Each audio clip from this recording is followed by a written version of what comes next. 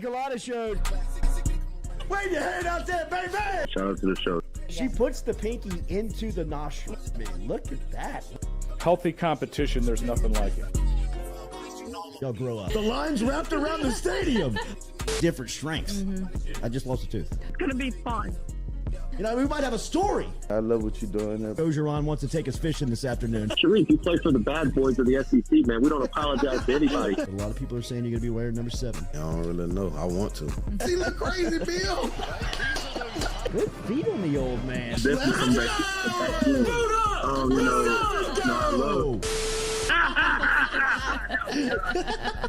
We'll be right back with the Jordy Culotta Show.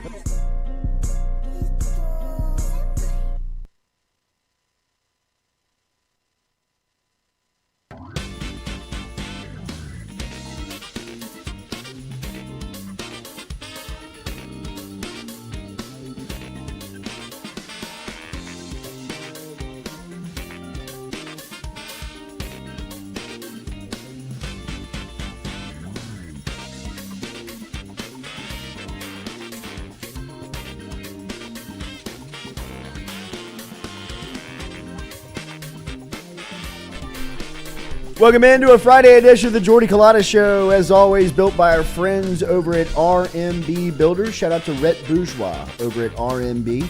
Check them out on Instagram at RMB Builders. You can also hit them up online at rmb-builders.com. If you're looking for a brand new house, if you want a reconstruction, get in touch with RMB and Rhett Bourgeois. Full house today, and we got a full lineup. Carpool Queen is here. No more carpool. Am I still going to be called Carpool Queen? Queen? Yeah, absolutely. Yeah, you can still be the carpool. Retired. I mean, I Still call Carl have Malone the one mailman. outfit. He's not dropping off anything these days. He might be. Carl Malone, all-time A lot of skate. alimony. Yeah. Got to check the age on that. I mean, he got so lucky. Oh my God. I mean, it's just people just don't want to talk Oh my about it. God. Wasn't he like a judge for the dunk contest this year? Oh yeah. I mean, but he's still living life. that's what kind of like recycled it. Yeah. Brought it out. Whoever's decision it was to bring the mailman back should be fired. I mean, just Make sure you're- social media whole. Oh my God. Lloyd Your is kids are here. home. Stewie is here. Live here on this Friday edition. We got a jam-packed house. We're going to talk to Gary Redus. Coach Redus and the crew put the biggest fish in the transfer portal in the boat yesterday. They may be able to put the second biggest fish in the boat with Anissa Morrow in town, who is in from DePaul this weekend, making her official visit. She's down from Chicago, taking an official visit with the LSU women's basketball team. But yesterday, of course, Haley Van Lith made it official as she pledged to LSU. We can't talk about Van Lith specifically. Why? To Redus, because I guess she hasn't signed to him. Okay. yet, but we can definitely dance around the topic for sure. Man, how dumb is this? Like, it's not even going to be a competition against LSU. Hey. Let's not start crowding What them do you just mean? yet. It's UConn's not. going to be really Long good, but season. I mean, yeah, Morrow. people are good, but come on. Morrow would be awesome. If they could, now that they've got Van Lith, I'm on to Morrow. Did you see that video of Kim in her office? Yeah, It's that was like, awesome. still recruiting over here. Kicked up? Yeah. It's like, don't think I'm not Everywhere. working. Like ESPN and SEC Network aired it, that video. Well, Red Dog took it. Yeah, That was from him. it's cute. Yeah, that's right. It was from Gary Redus, our guy. Before we continue on, Yes. let's quickly let everyone know that yes. our guy Noah Tingle, who manages our social media, all of y'all know him, was in a car accident yesterday. He's okay. He's in the hospital. His family's just asking for thoughts and prayers. So keep him in your thoughts and prayers. Our sweet Noah. And we'll keep you updated as we know more. Absolutely. We have. It has been a long day and night for us over here, and obviously for the family, and thinking about Noah. So if you're out there and you got a minute, just keep him and the family in your thoughts. He's going to be okay, but just a scary, scary situation in dealing with what Noah is dealing with right now. So. Getting back to it, we're going to talk to Gary Redus coming up here at 7:30. At 8 a.m., we will talk to Shea Dixon. Shea will be inside the studio with us at 8 a.m. as he will stop in and catch us up on the latest in recruiting, including transfer portal news, recruiting news. We saw LSU had a huge weekend in recruiting last weekend. We'll ask Shea what it meant for LSU and for the future. And then at 8:30 this morning, we're going to talk to Tyrell Ward. Speaking of Noah, our guy, Noah was the one that set this up with Tyrell Ward, and he'll be here at 8:30 this morning. So looking forward to catching up with Ward as we'll ask him about his decision to stay at LSU, what some of the additions have meant to the future for Coach Matt McMahon in year 2 and for LSU basketball. But looking forward to our conversation with Tyrell Ward coming up here at 8:30 this morning. Remember, if you got a recruiting question, jump into the chat and hashtag Ask Shea, and Shea will be here at 8 a.m. to talk all of your recruiting questions. But we have to start with LSU basketball. LSU baseball plays tonight, and it's kind of taking the backseat there at home versus Alabama. But the big news on campus is obviously Haley Van Lith landing and committing to LSU on Thursday. Of course, the Louisville point guard still has 2 years of eligibility remaining when she touches down on campus at LSU. Last year at point guard for the Cardinals, she averaged 20 and 5, 20 points and 5 rebounds a game. She also averaged 3 assists per game last season. This is the second year in a row where LSU lands the number 1 name in the transfer portal. Of course, last season it was Angel Reese. This season it's Haley Van Lith. They'll continue and have an opportunity to keep it going today when Anissa Morrow is in town. And Morrow, of course, is a DePaul transfer. She averages 25 points a game along with 12 rebounds on the night. You add her, she's an AP All-American third team. And by some services, it's considered the number 1 player available in the transfer portal. So whether it's Van Lith or whether it's Morrow, either way, LSU's in the discussion for both of them. And by all accounts, with the confidence that we were telling you over the last couple of weeks where we expected the Van Lith news to become official, once she touches down on campus today and Angel Reese is her host and Kim Mulkey is obviously the head coach and is ready to deliver the message, and you've got a support staff and assistant coaches like Gary Redus, who's going to be on hand, who are delivering these messages with so much confidence with what LSU women's basketball is speaking and selling with right now. I mean, if I'm in sales, right? Like I'm a salesman by trade, and when you've got a hot product, when you've got something that people want, when you've got a show that people are talking about, when you've got a personality that people want to attach their name to, when you've got just a brand that everybody is interested in, it is very easy to sell, right? I mean, like, the phone is ringing for you. You're not calling people. People are calling you curious if they can get in. How much does it cost? How many more opportunities are still available to be a part of this? I mean, that's what's happening with LSU right now. And if you're Kim Mulkey, hell yeah, you got your feet kicked up on the desk going through your phone and texting, because all of your text messages are reading from some of the top players in the country, like Anissa Morrow, who's going to be in town today, saying, I want in. You got a spot for me? Hell yeah, we got a spot for your 25 and 12 a night. Right? I mean, like... Yeah, I mean, like, you're talking about losing LaDasia Williams. You're talking about losing Alexis Morris. And all due respect with those 2 players, they're national champs. They're huge parts of the national championship season. With all due respect for them, you upgraded with Haley Van Lith at point guard. And if you land Morrow, you've upgraded at the small forward position. I mean... That's what LSU is doing. Not only are they reloading, they're getting better. I mean, they're going to roll the ball out there if, I mean, I expect him to land Morrow. I do. I mean, it would be a surprise to me if she goes anywhere else. It's almost to the point when you hear a name connected with LSU, it's because they're going. It's not, it's almost, it's a little bit about what Redus talked about and what Kim talked about. You're almost in a position where you're telling people no, and you have your pick of the litter. You get to, so if it's coming out that they're either visiting LSU or LSU speaking with them, it feels like LSU is the heavy favorite to land them. I feel that way too. LSU is telling them, yeah, you can come. as Back-to-back opposed natties. to yeah. I mean, I just hell, we'll do it again. Hell of a run. I love to Play win. the sound. I am the and look, sound.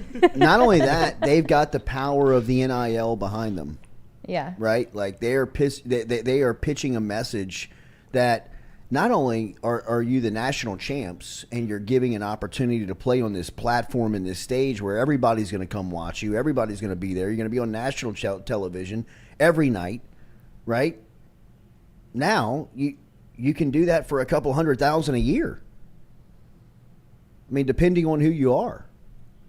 Well, nobody has money like that for women's basketball. They do in Baton Rouge. Mm-hmm. I mean, I guarantee you that Haley Van Lith has an idea of what Angel Reese is making. I'm not throwing numbers around out on Angel Reese because I got no idea. All I was told about Angel Reese's salary is that it's big. Bigger than WNBA. Large. Mm-hmm. And On3 has her NIL evaluation, which at means one, nothing. Right. She laughed at that. Yeah, but it's 1.3 million. Right. And she says, how do y'all know what's in That's my pocket? wild, right? Like kind of with a confidence and a smile saying, it's a lot more than that. I mean, Yeah, good for her. absolutely good for Amazing. her. But it's also a conversation that if you're with your peers and you're like, yo, Haley, Don't get it twisted. let me tell you, Money's good. let me tell you about the NIL stuff that we Right. got working down here. Yeah, Right? Like, I mean, yes, we can get you a large piece of the pie. exactly. Right? And there's enough for you, Morrow. Yep. Right? I mean, like, And we have the number one freshman in the country coming in. There's going to be some for you, too. Mm-hmm. oh, she's been had hers. Yeah. Right? I mean, And then like, we still got Money's Flage. yeah, I mean, I know. If y'all need a concert real quick. well, I mean, look, the NIL backers and supporters, I mean, everybody's saying Gordon's a huge piece of it, but there's more. I mean, don't think that Kim Mulkey is just rolling with one booster. You know what I mean? Like, she's a lot like her roster on her basketball team. She's rolling deep in the money, too. She's got that Bayou traditions Absolutely. on I mean, her side. she's not even worried about Bayou traditions. She knows Football that shot of Bayou that bus. she knows that Bayou traditions, she's going to get, by her terms, by her accounts, you know, like she's going to get screwed by football. Mm-hmm. You know, But they I did a mean, dinner for her. She had a Bayou right. traditions dinner. They do. But she knows that when it comes down to it, and we go to the office and say, they've gotten 70%. Yeah. And Brian Kelly says, yeah, I know, but I need this last 5% because this guy's going to bring us a national championship. They're going to say, I know. And she knows that. Yeah. But she's ready for that conversation so she can pick up the phone and say, hey, remember that 10% I was going to call? I told you I was going to call you about? I need you to stroke that check. Yep. And the thing about Mulkey's backers is that when she speaks, they listen. Yeah, they do. Right? I mean, there's a We all do. there's a famous story about Mulkey in her first year, and it's a great one, right? And you can see the crusade that she's on now. Mm-hmm. That's what I was Right? about to bring up. For the last 48 hours, she's had microphones in her face, whether it's at the Baton Rouge Rotary Club or she's just answering questions to media members, and she's on it. She wants a new gym. She wants a new arena. She wants a new place to play basketball, whether it's refurbishing the PMAC or just tearing it down and starting over. And guess what's about to happen? In 3 years, they're going to have a new place to play basketball. Oh, yeah. You can bet your bottom dollar. They don't care about basketball down there. It'll never happen down there. They just keep moving it down the agenda. They'll keep getting it to studies and The library. 10 years. Yeah, right. It'll never happen. It's about to happen. It is the library. The freaking They've been supposed library. to redo that Did thing. they ever redo it? Is Middleton done? I don't think they just did, gave it a new right? name. Scrub the name. Oh, yeah, perfect. Yeah, that's it. But, yeah, first of all, if Kim Mulkey's talking about it like this and putting it out into the ether, that means she's asked behind closed doors. Yep. And now she's not getting the answer she wants. Well, so no, she's building public momentum. That's what I'm saying. And then she is. Her stock couldn't be higher right now, so if she has the fan support. It's exactly the situation that we saw a couple of years ago when the administration decided to go against Will Wade, and Wade had public sentiment on his side, and Leva and F. King showed up to that game, and they got a realization of, whoa, They hate it's us. Bigger than us. yeah, right. Like It's not just Wade we're fighting. I had no idea they hate us. this much. they don't like us at all. We They were like it- invited to everything. But Joe, they So, hated you for a while. If Mulkey's out there banging Tires are flat. banging the podium on the press conference and saying, we need a new arena, we need a new place to play, and nobody's moving on the 5th floor, people are going to start to say, What about Coach Kim's? What about her? What about her arena? Why isn't this happening? I mean, people are going to start asking questions to Woodward. People are going to start emailing. This is. She knows what she's doing, man. Yes, she does. I mean, like she will have a new arena in 3 seasons. Mark my word. I mean, that's where it is. But in year 1, there's a great story about Mulkey of her calling the administration saying, my girls need cold tubs.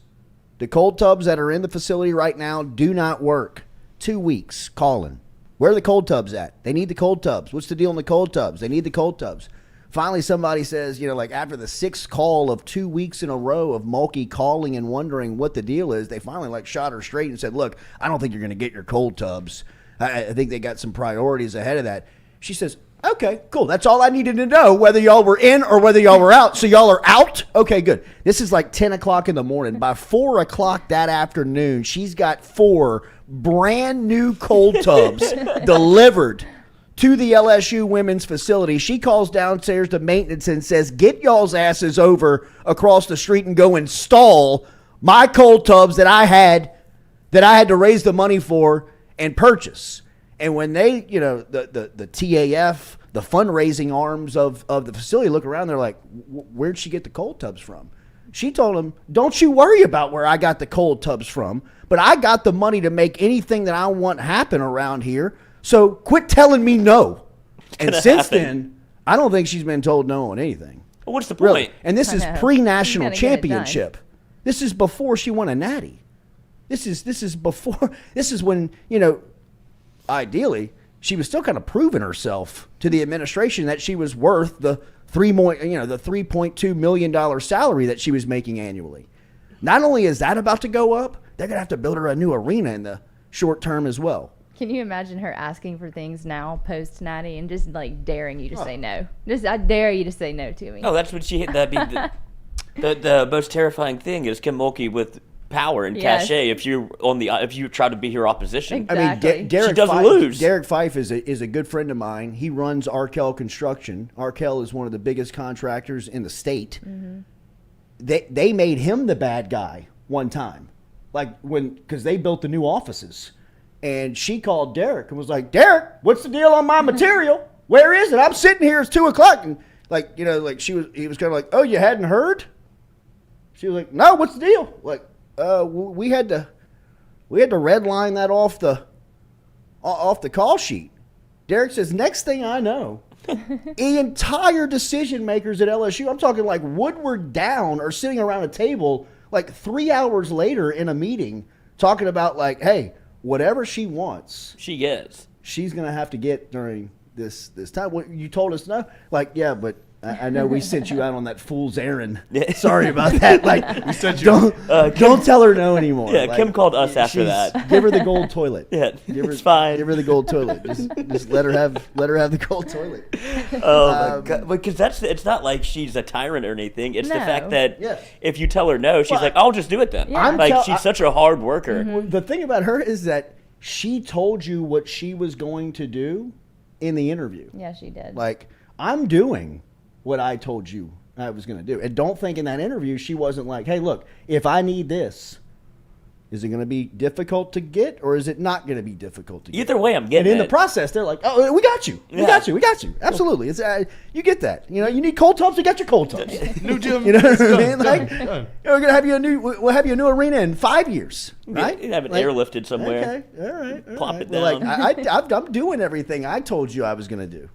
You know what I mean? I'm just kind of I'm not holding your feet to the fire. I'm just asking you to do what you said you were going to do. And when you got her with that type of leverage, it's pretty tough to be on the other side. But her and Woodward have a great working relationship. Mm-hmm. I don't think that it's a point where it's, kind of cat and mouse, where she's got to go. I think that she's really kind of go out into the public here is because a lot of the publicly raised money, look, and rightfully so, goes across the street. I mean, we talked to we talked to who's my guy? Bo, who Sean Payton just hired. Bo Lowry? Bo Lowry. Bo Lowry was in here the last day that he was on LSU's campus as a worker, and they were breaking ground on a $20 million facility that they're going to use for rehabilitation and stretching and yoga and things that Lowry believes is going to put LSU football into the next decade plus of competitive teams and programs from a facility and capability standpoint. But that Bo Lowry had been on the job for a year when he asked for that. I mean, maybe. I don't even know if he was on the job a year, right? And I mean, look, they trust Lowry. They hired him for a reason, but I mean, he didn't have to jump through a lot of hoops to get that facility built. I mean, for a lot of other people on campus, for a lot of other programs on campus to get up and kind of elbow to the table and say, well, where's ours? You got to go through kind of a pecking order of, did football get everything they need first, right? I mean, have they checked every box? And, now for LSU women's basketball to have as much voice as it does just kind of shows you that, I mean, not only is she the right person for the job, but LSU, in my opinion, is about to hit like a UConn-type run. I mean, it feels like they are about to jet set on what feels like kind of like a dynasty type run. I mean, they're about to start rattling these things off, man. It does feel like that. I mean, it is a great time to be a part of the LSU women's basketball history. I mean, it's just we will look back on this time as being a fan. That first national championship, it's kind of like, I mean, looking back to the 90s, if you were a fan during that time, some of those national championships, I mean, 91, 93, 96. I mean, who thought who thought LSU was getting beat in the 6th and 7th inning in 96? I mean, you see that national championship up there, they all have a story. When you look back to that 2023 national championship that LSU reeled off, you're going to think, man, that's the one that, was probably a little earlier than they thought that they were going to get. But then the next however many she's about to rattle off, I mean, it's just going to be a story, a relationship that you form with the team, and it's these magical runs as fans that we'll have a great opportunity to witness. I mean, it feels like it's about to explode, right? And it's probably already happened with the Natty and Haley Van Lith and Morrow being in town today. You've got the number one player in the country in Michaela Williams that's already going to be on campus, right when summer starts. It's just a lot of good vibes, a lot of good stories, a lot of good feels around Baton Rouge. Around Mulkey's program. But nationally, LSU is going to be public enemy number one. And I think they want that. Yeah, they're the villain. Right. And always. They want that. I think Mulkey has embraced that Angel internally. Reese. Angel Reese is America's most beautiful villain. Yeah. She loves being that person. She smiles in the face of it. I mean, she does not run from any type of controversy. She Dylan Brooks, owns take everything. notes. Right. I mean, Dylan Brooks is a to me, horrible she's a lovable villain. Yeah, she's like Like, MJ. Yeah, but that's she's- because it's Well, sure, it's that we're biased. a part of It's it. biased, Yeah. but I mean, Yeah. the more you listen to these She doesn't hate us. podcasts nationally, and you kind of see her outside of Louisiana, where she's got a huge voice. I mean, people are really kind of behind her. I mean, it was really kind of that Sunday that really, people were trying to divide it. But since then, I've seen a lot of the wave behind Angel Reese, and this is trying to be as unbiased as possible outside of Louisiana. I mean, I see her on these podcasts. I read the comments out of some of the clips that they post. I mean, the majority of the people I feel they love her. You know what I mean? Because she's real. That's the thing that I believe people, you can't deny. Whether it's Kobe Bryant. People loved him or hated him. But one thing you couldn't deny was that he was going to give you everything he got, and he was going to tell it to you like it was. So, unapologetically himself. yeah, you just didn't like that style, or you did, right? To me, Angel Reese is about a style because she is. You know what you're getting. You're not going to be surprised. Nothing's going to take you, kind of like off where you're like, wow, that's surprising. she's outspoken. Yeah, I mean, you know what you're getting. Mm-hmm. Just like It's your a coach. It's a style. I was right? thinking earlier about how Kim Mulkey was like literally out on the streets like pushing tickets before last season. Remember? Like getting people in restaurants, like pressuring them to buy tickets. We were pressuring people to buy tickets. We were buying tons of tickets. Like, that's not happening this year. Like, you're going to be lucky if you get tickets. Bear 24, I agree. Haley Van Lith, the same player. Haley Van Lith is unapologetically hate me, love me. I'm giving you 20 and 5 every night. So, And you're going to hear about it. whether you're going to do it smiling or trying to elbow me, I'm giving it to you. Angel Reese is going to get a double-double getting off the bus. Doesn't matter if you think she's dirty or you think she's outspoken or you love her. She's giving you a double-double. If LSU's attracting those types of players where Haley Van Lith's 20 and 5, Morrow's a double-double, Angel Reese is a double-double, hate me all day. Hate us all day. You know what I mean? But one thing's for sure, you're going to hate seeing us because we're going to be in your face every single night. National TV, you'll be playing the longest throughout the year, Final Fours, national championships, and in the offseason, I mean, it's a month and a half after LSU won the championship. You're still talking about LSU women's basketball. Still making news. So, I mean, they're still in the news cycle.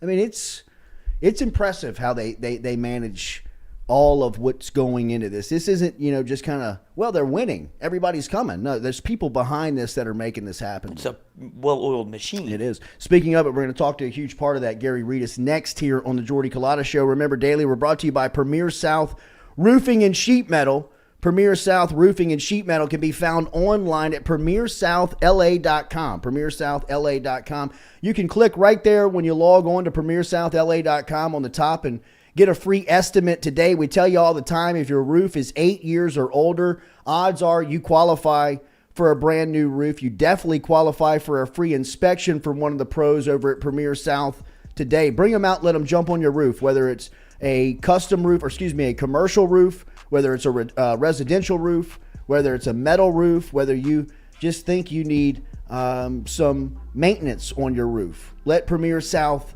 take a look at it. Online, premiersouthlA.com, Premier South Roofing and Sheet Metal Pros. They're the best, man. Louisiana's premier roofing experts in quality and in service. Find out for yourselves today. premiersouthlA.com, premiersouthlA.com. Gary Redus, when we come back, talking more LSU women's basketball when we come back here on the Jordy Culotta Show.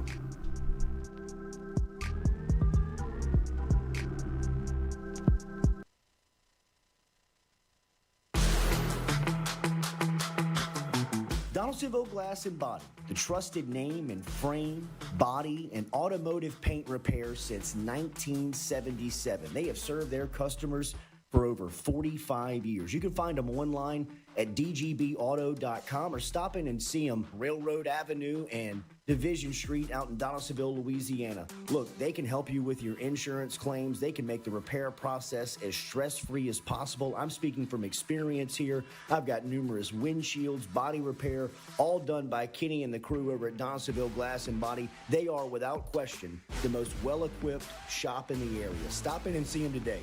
Shop them online, dgbauto.com, or stop in and see the crew over in Division Street in Donaldsonville, Louisiana. Donaldsonville Glass and Body.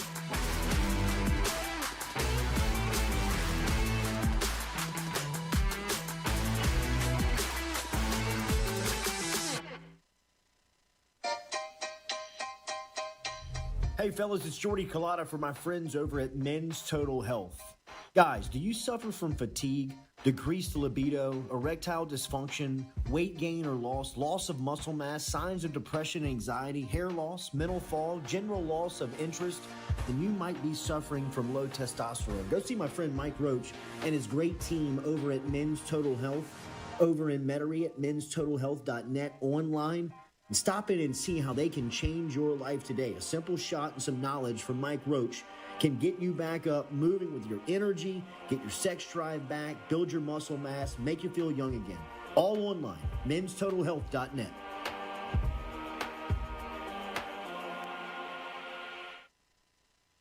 Red Stick Sports, a local staple in Baton Rouge to all sports fans, was founded back in 1981 and has remained a family business for over 40 years. Today, they still have the great selection on the floor, but they're also a leader in custom apparel for businesses, sports teams, and other groups. Take it from us, everybody over here at FM Digital Media. They help us out with all of our apparel. Let them help you out today. Go ask for Cody over at Red Stick Sports. Check him out online at redsticksports.biz. The Jordy Culotta Show is brought to you by A-Bears Lawn Maintenance. Commercial or residential, A-Bears Lawn Maintenance is ready to work.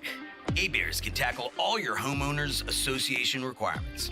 Call Blake at 225-485-8022. A-Bears Lawn Maintenance.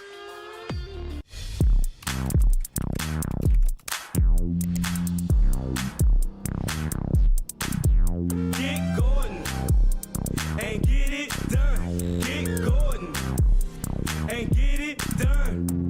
Corrects done. Personal injury done. Workers' comp done. Truck wrecks done. Get Gordon and get it done. Get Gordon and get it done. In 1975, Mike Anderson left the gridiron for the grill, opening a po' boy shop near LSU.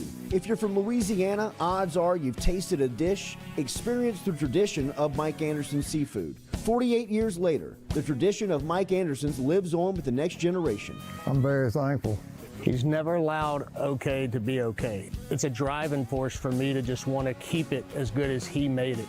Mike Anderson's Seafood and WAFB, celebrating the community.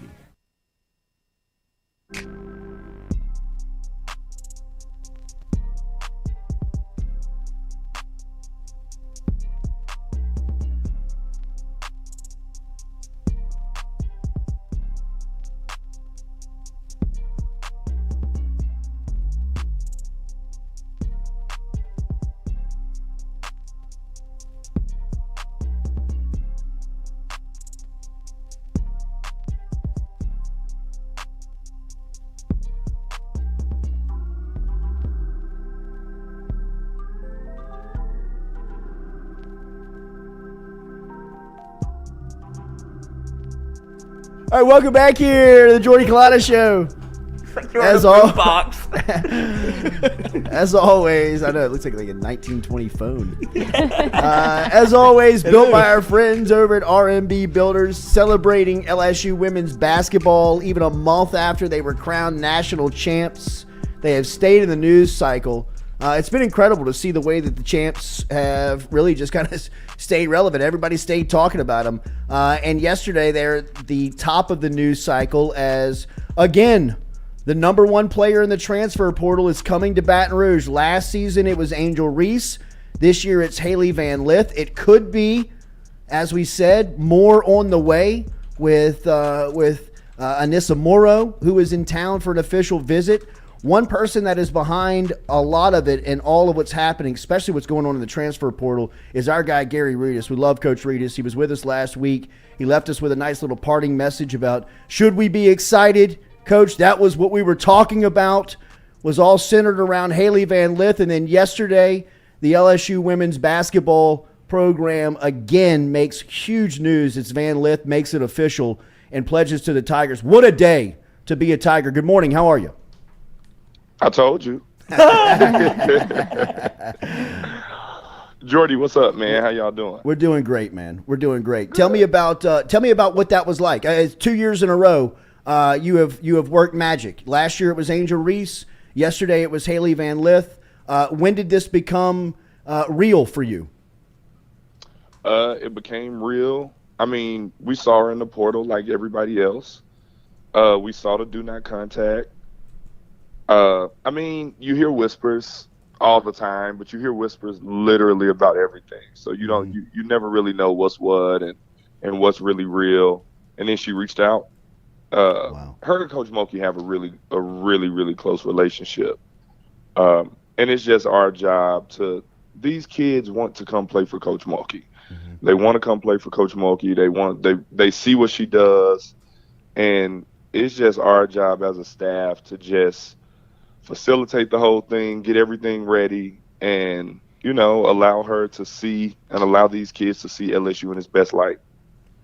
What is it about playing for Coach Mulkey right now, in your opinion? Because your video yesterday is everywhere. You walking into her office just minutes after the Van Lith news was made official, and she's got her feet kicked up on her desk. She's got her phone scrolling through it, glasses on the nose, typical Mulkey look, and just gives a great answer into which you kind of just laugh into the phone of. It's just a great feeling to be a part of the program right now. What is it about her right now that resonates with these players so much? First off, people were really upset with me for being so loud in the phone, so I apologize, guys. I did not. I thought it was awesome. That was great. I thought it was It's out of awesome. 10 Yeah, I thought it content. was great. But I think about Coach Mulkey. I think it's just she's always been like this larger than life kind of figure. I think that with this team in particular, I just think that she's been humanized a whole lot. I think that a lot of people have gotten to see just the everyday her, just the regular her. I think a lot of people had misconceptions about her. And I think this year did a lot to kind of dispel those kind of, misconceptions and rumors or whatever it may have been. And I think now that people can just take her for the amazing basketball coach that she is. And, kids want to get better. Their parents want them to get better. Their team want them to get better. They want them to be pushed to get just the best out of them. And I think people can see that, just from looking around the country when, she has certain players and certain things happen. Kids see that. Kids take note of that. And I think kids also know that we're just in year 2. And I think that they see, and if they don't see, we try to let them know that, we're just getting started, and by no means are we a finished product. I think we've kind of gotten off to a really good start, but there's still a whole lot of room to grow. Yeah. And there's a whole lot we still feel like we can do, and kids want to be a part of that. Obviously, and there's a huge fish in town today. You're obviously going to look much different when the season starts than what you look like right now. But just from a basketball standpoint, Coach, where does Haley Van Lith fit in with the defending champs? I mean, how does her game kind of fit in and play alongside what you have returning and what you have coming in? I think before the season even started, and during the season, we always kind of decide on what we feel like we need going into the next year. And then that may change, or, that may stay the same depending on how certain kids, evolve and develop. And, we're looking for Haley to step right into the role that kind of Alexis Morris had. I think at her previous stop, she was more off the ball. She was looked at to score a little bit more, and defensively, they didn't want her to do as much. And I think she was looking for a different challenge. We're going to put the ball in her hands. We're going to put the ball in her hands. We're going to let her, score still, do what you do. But we want her to continue to develop as a facilitator and as a playmaker, and continue to push her as a defender, because she wants to do that. Like, she is wired like Kim Mulkey. Like, it's weird. You see the pictures when they're beside each other with the pigtails and everything like that, screaming and being all feisty, but it is weird how similar they are. It's literally like she's her daughter or something. It's crazy.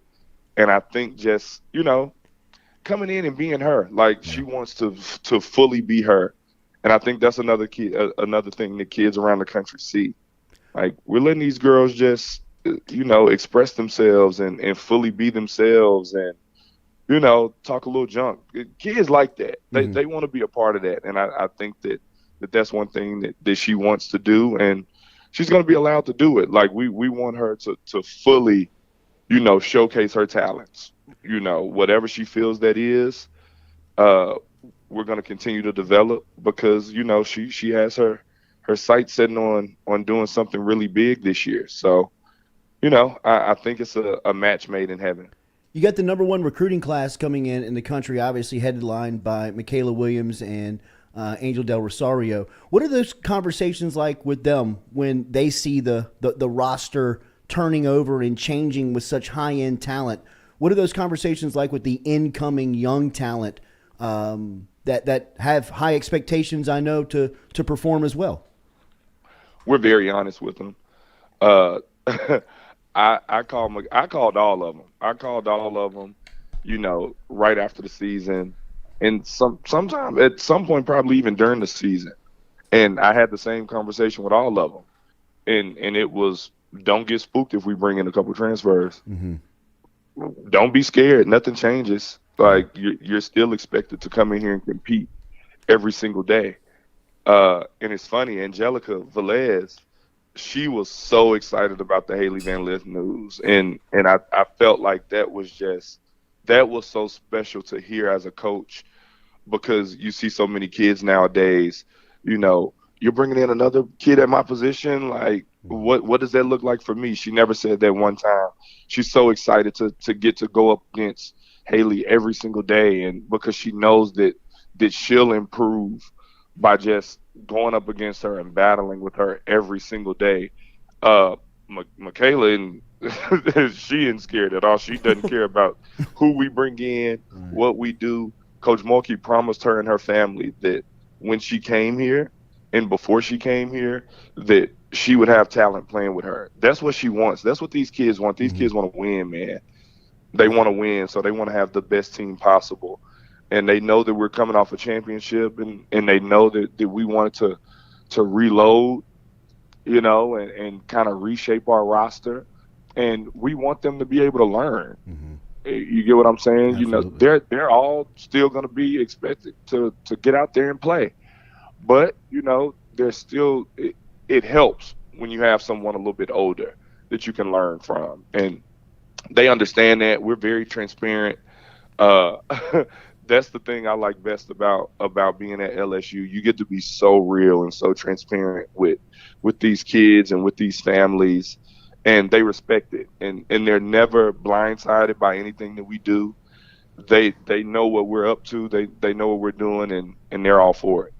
Coach, without giving away the ingredients to the sauce, on a big weekend like this, that's a big weekend for recruiting for the program.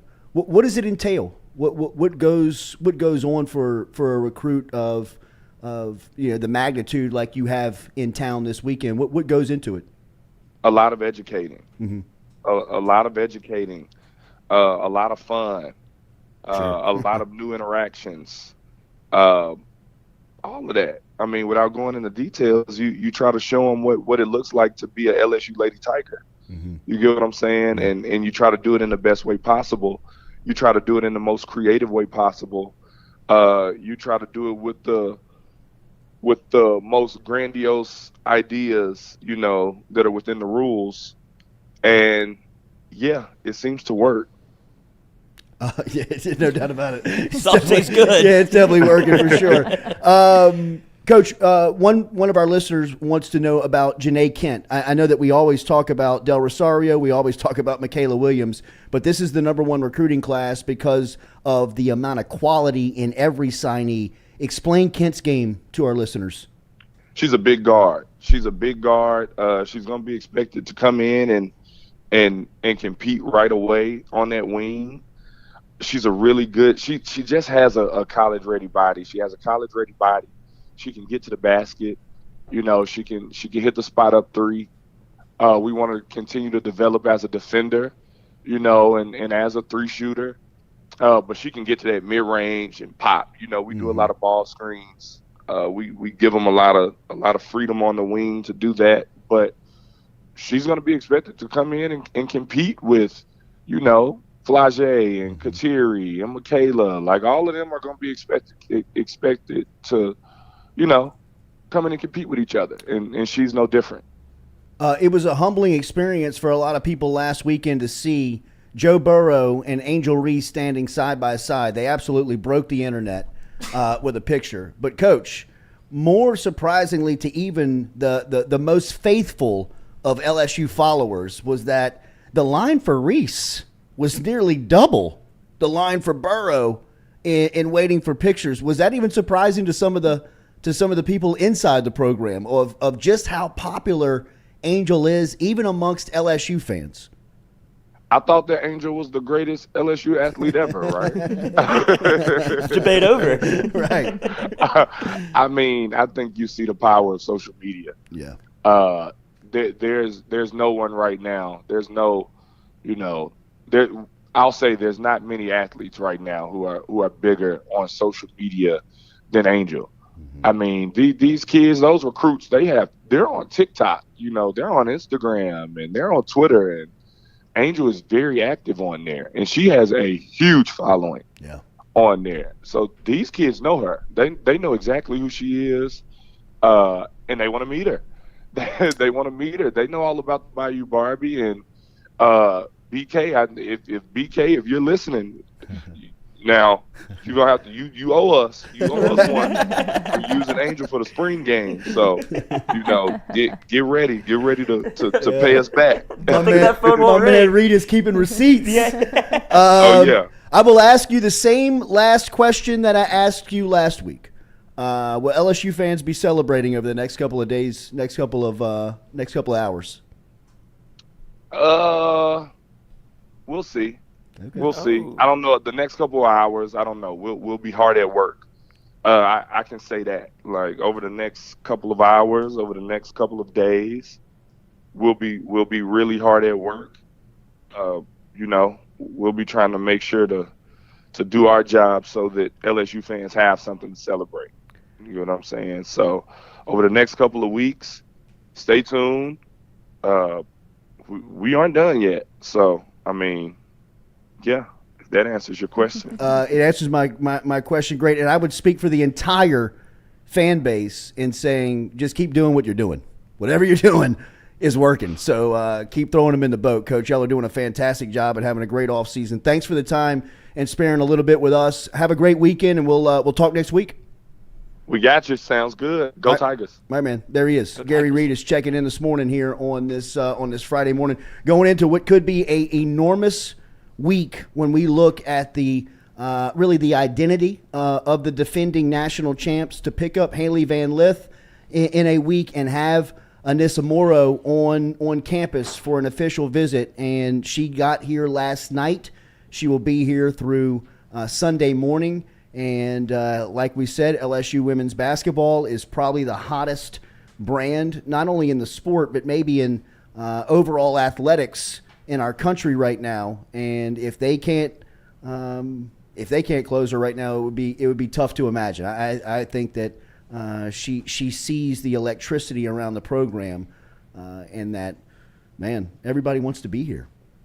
I mean, not as confident of an answer as he did for Van Lith. Yeah. As last week. Well, because you said next couple of hours too, so they just need a little more time. That's the right. hours thing threw him off. It threw him off a little bit, I thought. And they have a whole year before Shaq's daughter comes to campus. Do you see her highlights? Yes, she's a player. Yeah, she's she a is. stud. If you land Shaquille O'Neal's daughter at LSU, I think it'll be a little different than when his son came here. Well, I think you can see the relationship that Mulkey and Shaq have. I mean, it was, what was it, the Mississippi State game where he was down on the court and he kind of walked up behind her before the tip-off and kind of like tapped her on the shoulder, and she, even in that moment, kind of like got up to him and kind of was like, I mean, I think she understands, like, we got to get his daughter. Yeah. You know what I mean? Like, if you're LSU and you're winning national champs, you got to have Shaq's daughter on the roster if she's a player, and she's a player. She's a player. Yeah, I mean, that would be the only other option. It's like, well, we can't.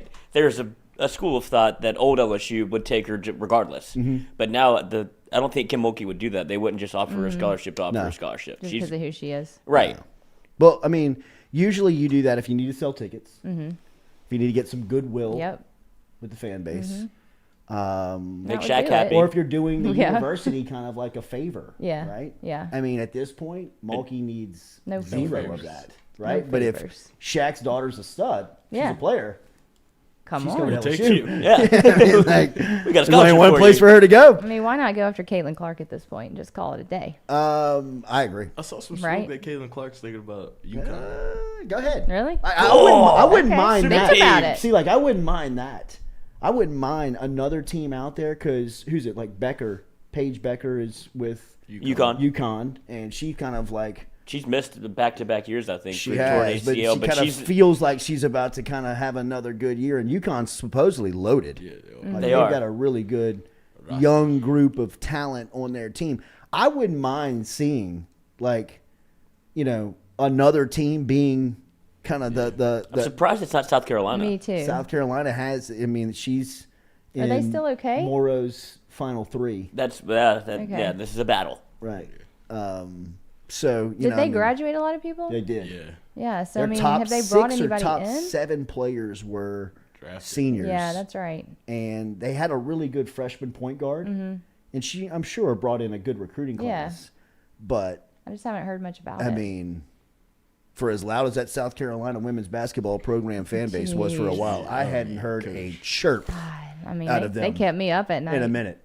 Katie, And one thing I will promise Literally. you is that if Dawn Staley does not have the undefeated #1 team in the country, she ain't wearing a Philadelphia Eagles jersey on the sideline anymore. Oh, jeez. You know what I mean? Like, I'm getting nervous again. I don't get nervous. LSU's got all the power now. I know. Well, you bet. Well, then if that happens, you'll start seeing. I mean, Dawn Staley was in every commercial during the NCAA know. tournament, and if Kim Mulkey continues to win, she would have no problem doing the same thing. Yep.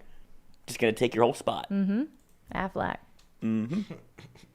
All right, we're going to talk recruiting here in a couple of minutes. If you have recruiting questions, we'll be getting the latest from Shea Dixon. Remember, throw your questions inside the chat. You can do that. Obviously, we can get to your recruiting questions coming up here in the next couple of minutes. Katie's Restaurant brings you our show every single day. Remember, Katie's is located down in New Orleans, an American Cajun and Creole family restaurant, and they got something for everybody on the menu, man. It's a fantastic menu that you can check out online at katiesinmidcity.com. I was down there last week, and it's a guarantee, man. I mean, it is a guarantee that you can walk in there, and the tables are going to be filled. The beer's going to be cold. There's great conversation. People are laughing, moving, great vibes inside Katie's. Katie's in Mid-City. Stop in and see them. They're on Iberville Street. They got a sister restaurant, of course, that is located in Lakeview. Francesca's by Katie. Scott's like, great, cool. Love this ad read. katiesinmidcity.com. katiesinmidcity.com. Sexy. 8 o'clock hour. We're talking recruiting. Come back with us. Built by R&B Builders. Hope you don't look like Nick Saban. Oh, I love the pink. Terry did good. Miss But Terry. Terry. that be salmon, It is salmon. not pink. Right? He does. He looks old.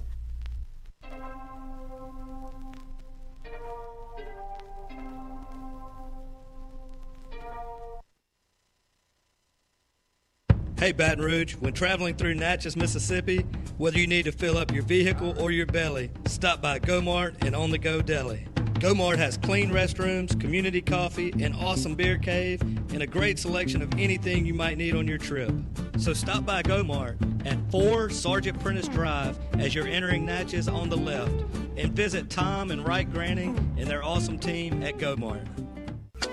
Are you looking for sound financial advice? Then get in touch with Daniel Newman of Edward Jones. You can call him today at 225-261-8262 or email him daniel.newman@edwardjones.com. If you're planning for retirement, saving for college for children or grandchildren, or just looking for sound investment opportunities, get in touch with Daniel today, 225-261-8262, located on Magnolia Square Drive in Central. Daniel Newman of Edward Jones.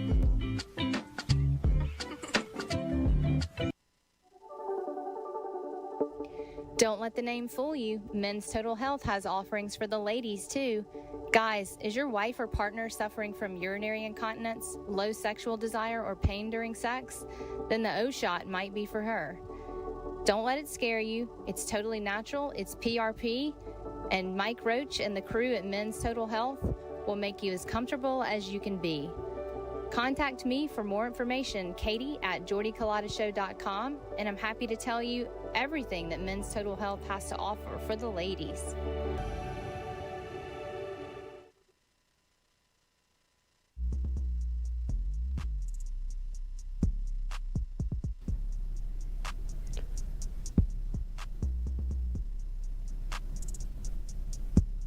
48 Insurance Agency, established in 1946, locally can help you with any of your home, auto, commercial, contractors, life and health insurance today. Give them a call, 225-383-0682, or log online to 48agency.com.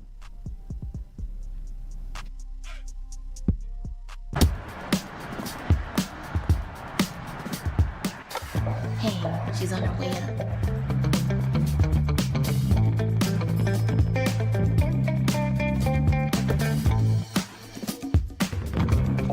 Hey, G, I got you something. Hey, Coach. What do you think? Is this too much? If you look good, you play good. All right, then. Let's get it done.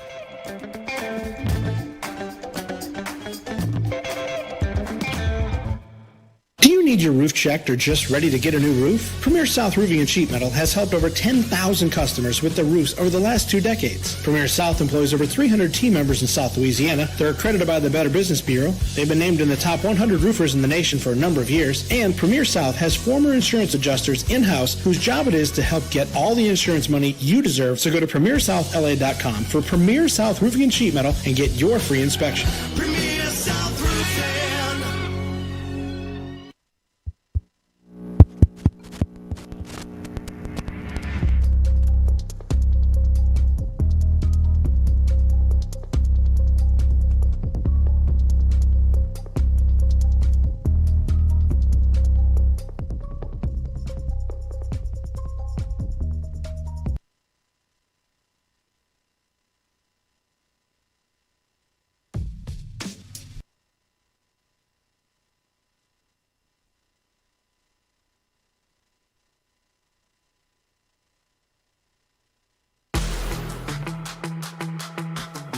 Donaldsonville Glass and Body, the trusted name in frame, body, and automotive paint repair since 1977. They have served their customers for over 45 years. You can find them online at dgbauto.com or stop in and see them Railroad Avenue and Division Street out in Donaldsonville, Louisiana. Look, they can help you with your insurance claims. They can make the repair process as stress-free as possible. I'm speaking from experience here. I've got numerous windshields, body repair, all done by Kenny and the crew over at Donaldsonville Glass and Body. They are, without question, the most well-equipped shop in the area. Stop in and see them today.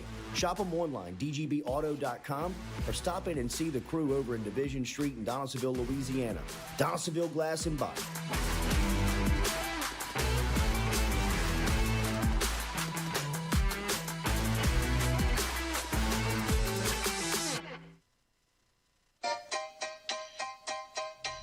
Hey fellas, it's Jordy Culotta for my friends over at Men's Total Health.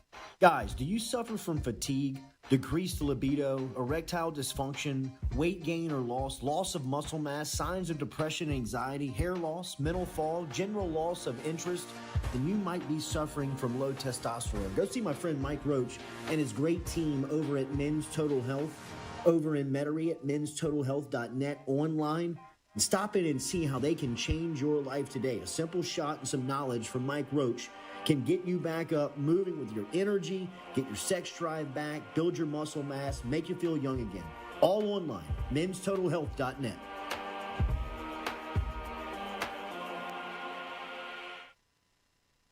Red Stick Sports, a local staple in Baton Rouge to all sports fans, was founded back in 1981 and has remained a family business for over 40 years. Today, they still have the great selection on the floor, but they're also a leader in custom apparel for businesses, sports teams, and other groups. Take it from us, everybody over here at FM Digital Media. They help us out with all of our apparel. Let them help you out today. Go ask for Cody over at Red Stick Sports. Check him out online at redsticksports.biz.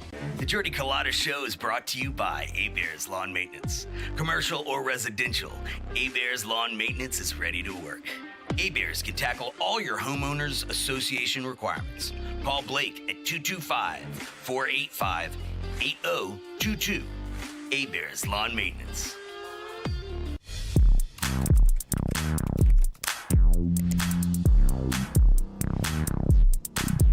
Get Gordon and get it done. Get Gordon and get it done. Corrects done. Personal injury done. Workers' comp done. Truck wrecks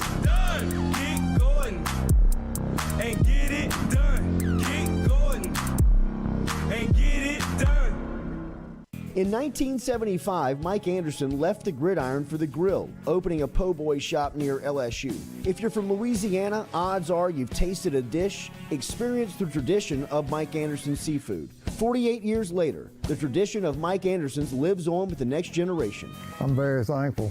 He's never allowed okay to be okay. It's a driving force for me to just want to keep it as good as he made it. Mike Anderson Seafood and WAFB, celebrating the community.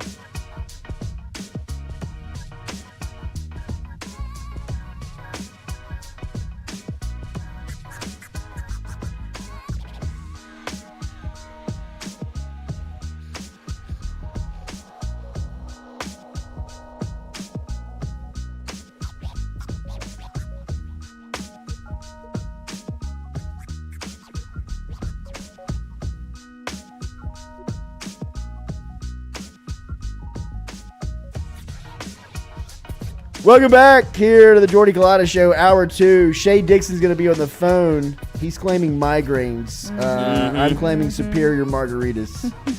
We'll get down to the bottom of it. Yeah, well, that's what I said. I said you got to watch out for Shea on a Thursday, the NFL draft. He obviously lives at Superior. Yep. So He was it was watching just a the draft recipe at for Superior, probably. Yeah, it was a recipe for Shea to get hungover and come on later and talk to us on the phone instead of coming studio. Tyrell Ward, 8:30 is going to be here talking some LSU basketball. Not hungover. No, not. Saints last night had the 28th selection in the draft last night, and they go big and white out of Clemson for sure. Brian Brzee. I mean, this guy looks like Clemson.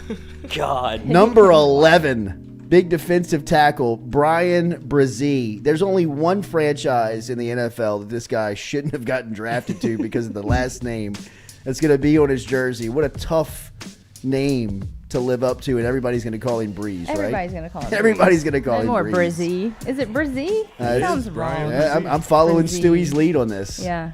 Brzee. That's how they said it on the draft last night. There you go. Stewie claims Brzee. What's I'm he going look with like? Brzee.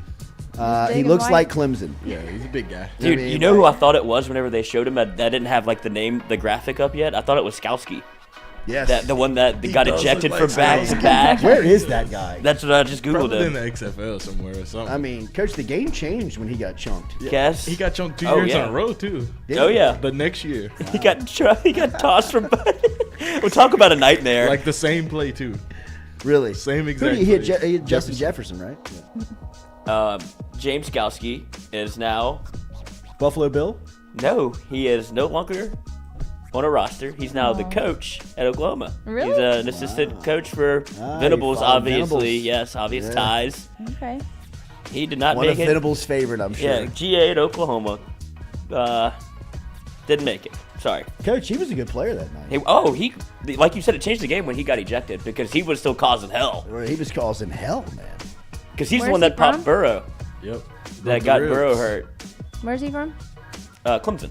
Oh, that's right. And that's what I was saying. Like, I thought that was Skowski. I figured he had another year eligibility. He's just all he No was just doubt. a Clemson lifer, Right. And so I was like, God damn it, Let we him got play Skowski. for a decade. Yeah, You know, he's still got the COVID year. and the cowboy collar. Right. But that's what happened when he showed up in the national championship and got ejected again. I was like, they still have that son of a bitch. Skowski's still out there. I know. Lost their heart and soul of their defense. That's the insane thing. This guy won't go away, man. God. Heart and soul. Now he got Breezy, which is good for jersey sales. Like all you have to do, Yeah. bad for jersey sales. You put the piece of tape up And then cover it up. he's not going to be number 11. I mean, he should be like number 90. Yeah, and then just you put a just 0 on the fool back. Yeah. everybody, dude. I Just- wonder what his number was. It was 11 Oh, okay. at Clemson. I mean, tough look in the NFL to be a defensive tackle at 11. Yeah, you can't do that. This is high school stuff. Oh, my God.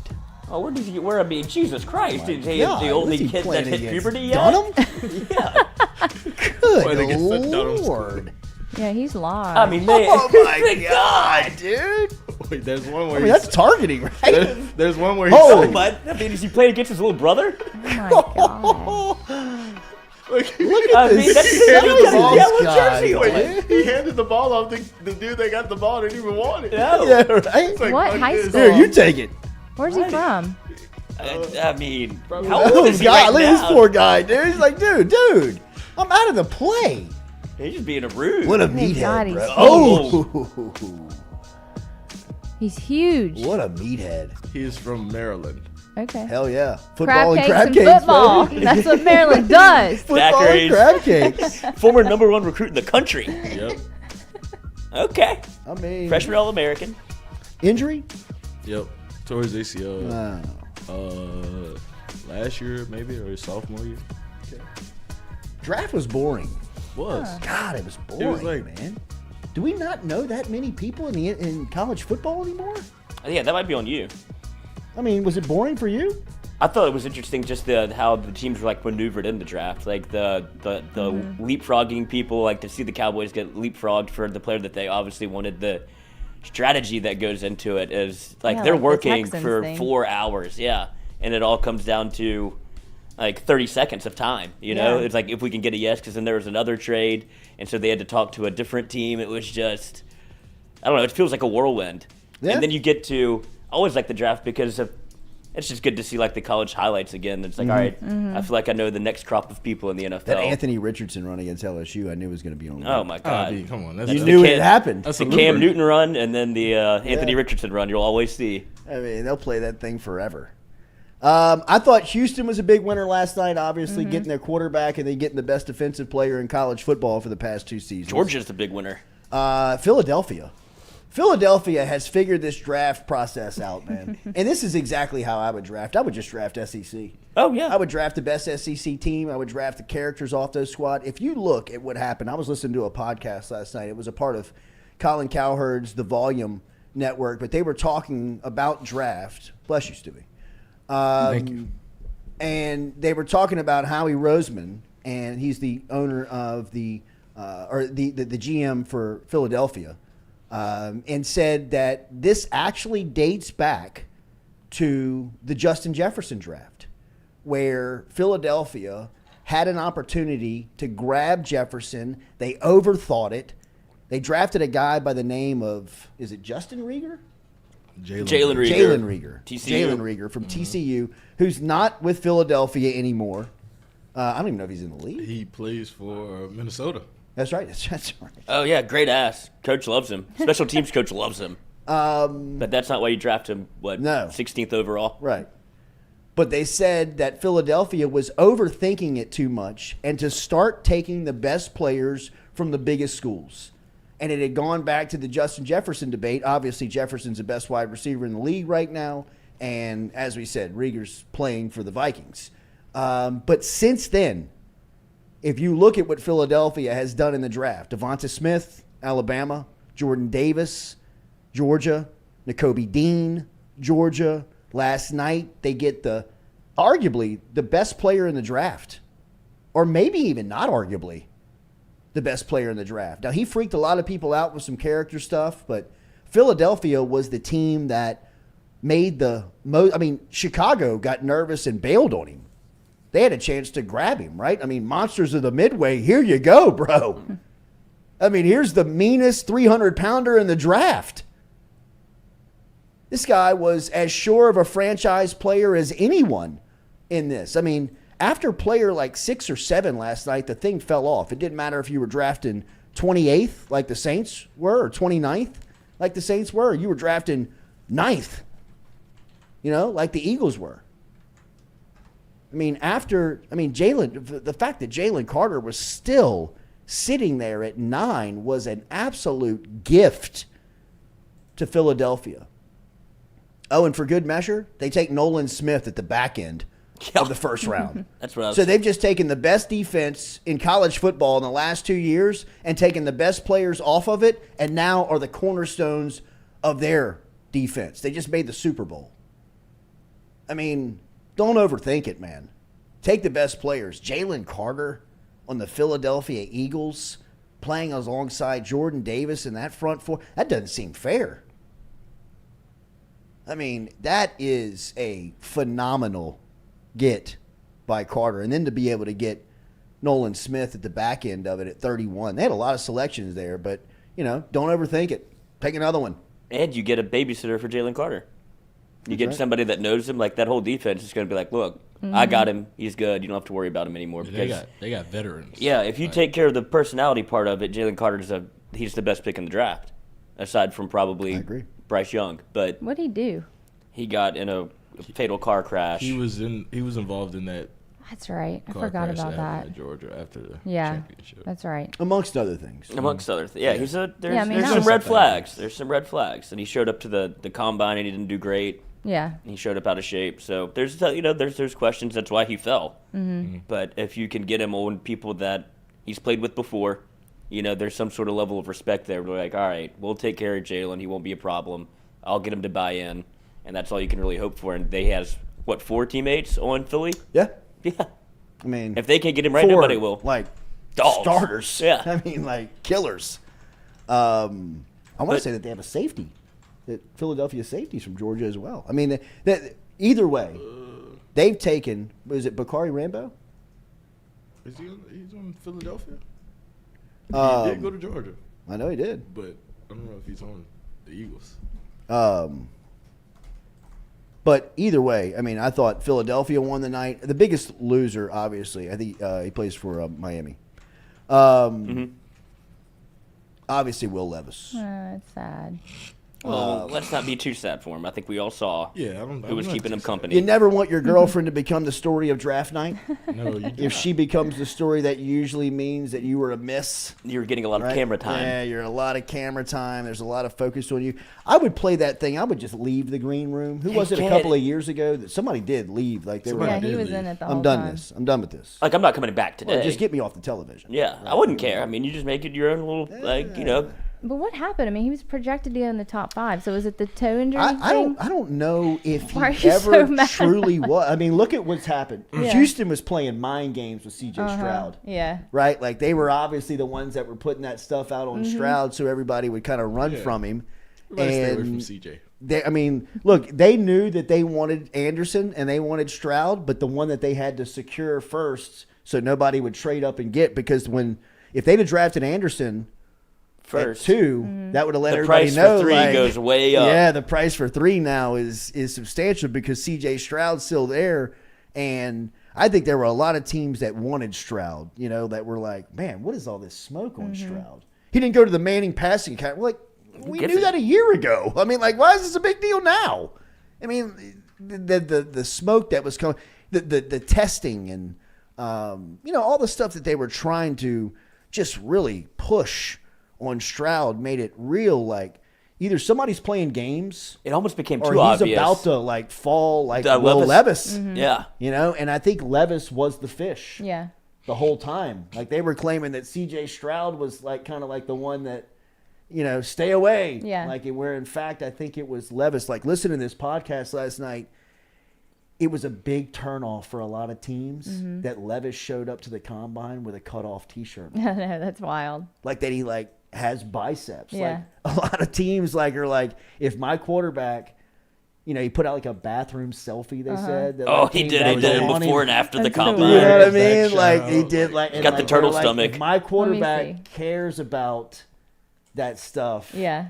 And he thinks he looks good. Yeah. He usually is not going to play good. You know what I mean? Right. Because you're going to be the most famous guy in the market. You know what I mean? You're going to be popular as hell, man. And if you're taking bathroom selfies and, for them, like wearing cut-off T-shirts in public and know you're jacked and... This is you're Tim Tebow in it. Right. But, I mean, this happened to Aaron Rodgers, right? He turned out fine. Aaron Rodgers has never had biceps. Yeah, no, I meant like his draft day slide. Yeah, geez. The lighting. Perfect. His back. That's what I'm saying, like... I mean, he got jacked. Jeez, his No, he's back huge. is wild. Like, I mean, he's I didn't all even know beach those team, muscles Coach. existed. Oh, They're like- David has those muscles. Yeah, he does. His back looks just like that. Yep. Yeah, David had done him, brother. That's what I'm saying. Don't make him get back in the weight room. Maybe Don't put his threaten him in the highlight weight film room. on from '97. It'll look like a breezy. Well, Levis But- still has a chance, though, right? Oh yeah, Levis now he's got value. Mm-hmm. I think that people were like, kind of listening to it. People that were talking about him as a legitimate top 10 pick. People were like, "Are you out of your mind? Mm-hmm. Like, this guy turns the ball over way." Another 20, and we're running into Tyrell's time. All right. Y'all, we gotta Beat Shea at his own game here. Get the schedule right. Get your minds right. Mincy? Call Shea mid-show. Hello, Shea. Look how bad Levis is. I mean, Poor little Oh, fella. man. 16 of 27 against Tennessee. 16 of 27, 98 yards. This is a Les Miles stat line. 3 interceptions and 4 sacks. Gross. No touchdowns. Please don't draft him if you're the Saints. No. You already have him. Taysom Hill is great that. player. Oh, man. Nobody went to That's his how. birthday That's party. what I thought. That's how Will Levis might get used. I mean, Can he run like that? Mm-hmm. He can run like Taysom I don't know if he's Hill? running 4-4. Not like Taysom Hill. He can't run like Taysom Hill. But I'm just talking stature and Yeah. the physicality. Coach, he's going to find a he spot. is all summer team. Oh, yeah, off the bus. I mean, off the bus. Look at Levis. Yeah, spring break, Levis. Now hand him the ball. Yeah, I don't do that 4 anymore. picks today. But you supposedly I mean, like when you're telling me that changed his he's release. famous for putting mayo in his coffee Yeah, that's weird. and eating the banana with the peel still Yeah, I on. don't get any of that. That was all dumb. And Can he weird. play? Like, Right. You know what I mean? Like, how long does it take all to right. get to football? A lot of Yeah. athletes are quirky. Yeah. You know what I mean? Like, can Aaron he play Rodgers. or not? Mm-hmm. You know, well, turn the film on. Oh, okay. The film doesn't look good. So. It's like a 3rd round draft pick. Coach, I don't know if he's a 2nd round pick. I mean, Yeah, he I got don't think beat so. out by Looking Sean for Clifford. I mean, I really don't think He I'm transferred. not trying to. I mean, look, man. It's over now. Yeah, it's done. Do you show back up to the draft if you're him? And he's got a degree Yeah, in finance. Oh, you Got can't to. go back to the green Because this room happened after to this, somebody a right? couple years ago, and they went. I know who you're talking about. They fell out of the 1st round, and they went back the next day for the 2nd round. They had their name called, and they went up there. It was like the first time I'd ever seen a 2nd round draft pick go up. Mm-hmm. Because it was like he was like the first name Yeah, called. it was It like was first like or 2nd name called. I had to get dressed again for this. Got to get a new suit. Yeah, you got to. need I to didn't change pack 2 number. either. We'll be right back with Shea Dixon, Jordy Culotta Show, built by R&B Builders. Sorry, Will. I'm not sorry, Will.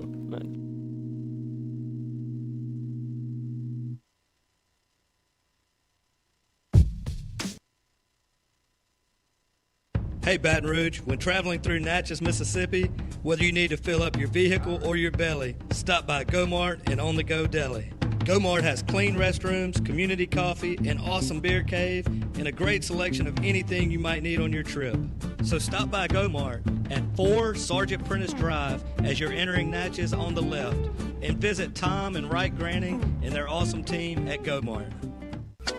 Are you looking for sound financial advice? Then get in touch with Daniel Newman of Edward Jones. You can call him today at 225-261-8262 or email him daniel.newman@edwardjones.com. If you're planning for retirement, saving for college for children or grandchildren, or just looking for sound investment opportunities, get in touch with Daniel today, 225-261-8262, located on Magnolia Square Drive in Central. Daniel Newman of Edward Jones.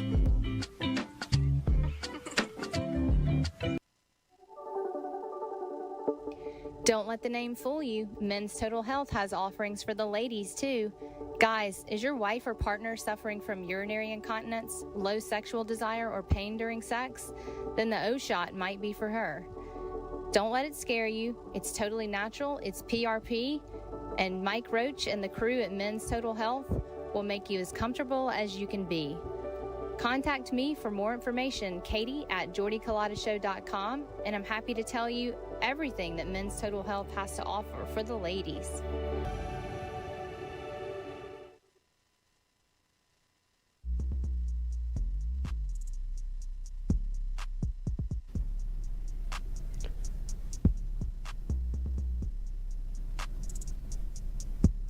Fourier Insurance Agency, established in 1946, locally can help you with any of your home, auto, commercial, contractors, life and health insurance today. Give them a call, 225 383-0682 or log online to 48agency.com.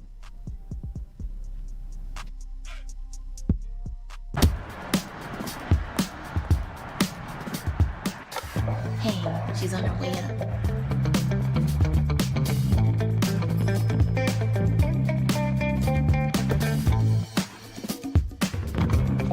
Hey, G, I got you something. Hey, Coach. What do you think? Is this too much? If you look good, you play good. All right, then. Let's get it done.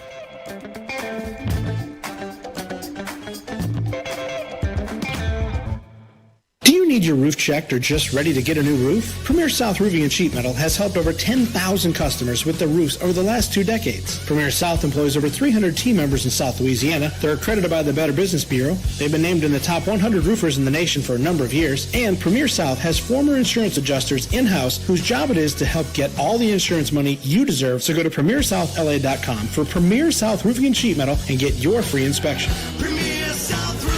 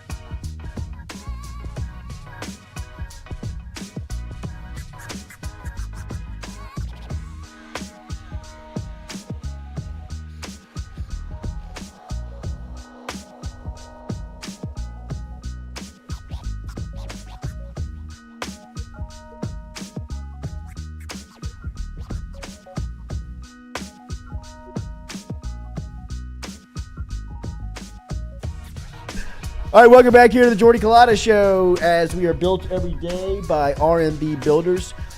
Shea going to move to the back of the hours. We're expecting Tyrell Ward to come through here at 8:30 this morning. Looking forward to that conversation with Tyrell about what's next for LSU basketball as they've been able to keep some guys, including himself. That was a huge news for keeping Tyrell. Jalen Reed is another one that they had to hang on to in this offseason. Looks like they're going to keep him.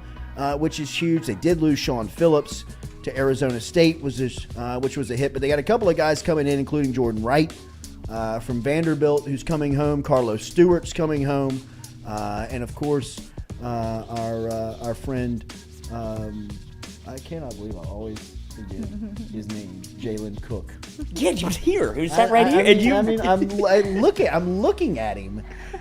As I'm like fishing for his name in my head all the time. Jalen Cook. What's the other one that you're doing too? What was your gaffaf yesterday? Oh, Savion Smith and Savion Jones. Yeah. That one's burned into the brain. That one haunts me. Yeah. 225-934. The old text line. We figured it out. Amazing pull. I don't know the number. Oh, I do know. Now I know it. 953-7714. How do you even remember it?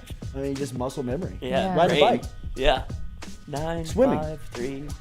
It just came right out there. Right, It's not that different than ours. Yeah. I mean, I was in a place in my mind. I was in a gutter. Yeah. For sure. I mean, like, I'm drowning over here. Right, Nobody wants to help me. Yeah, like there's a number I know.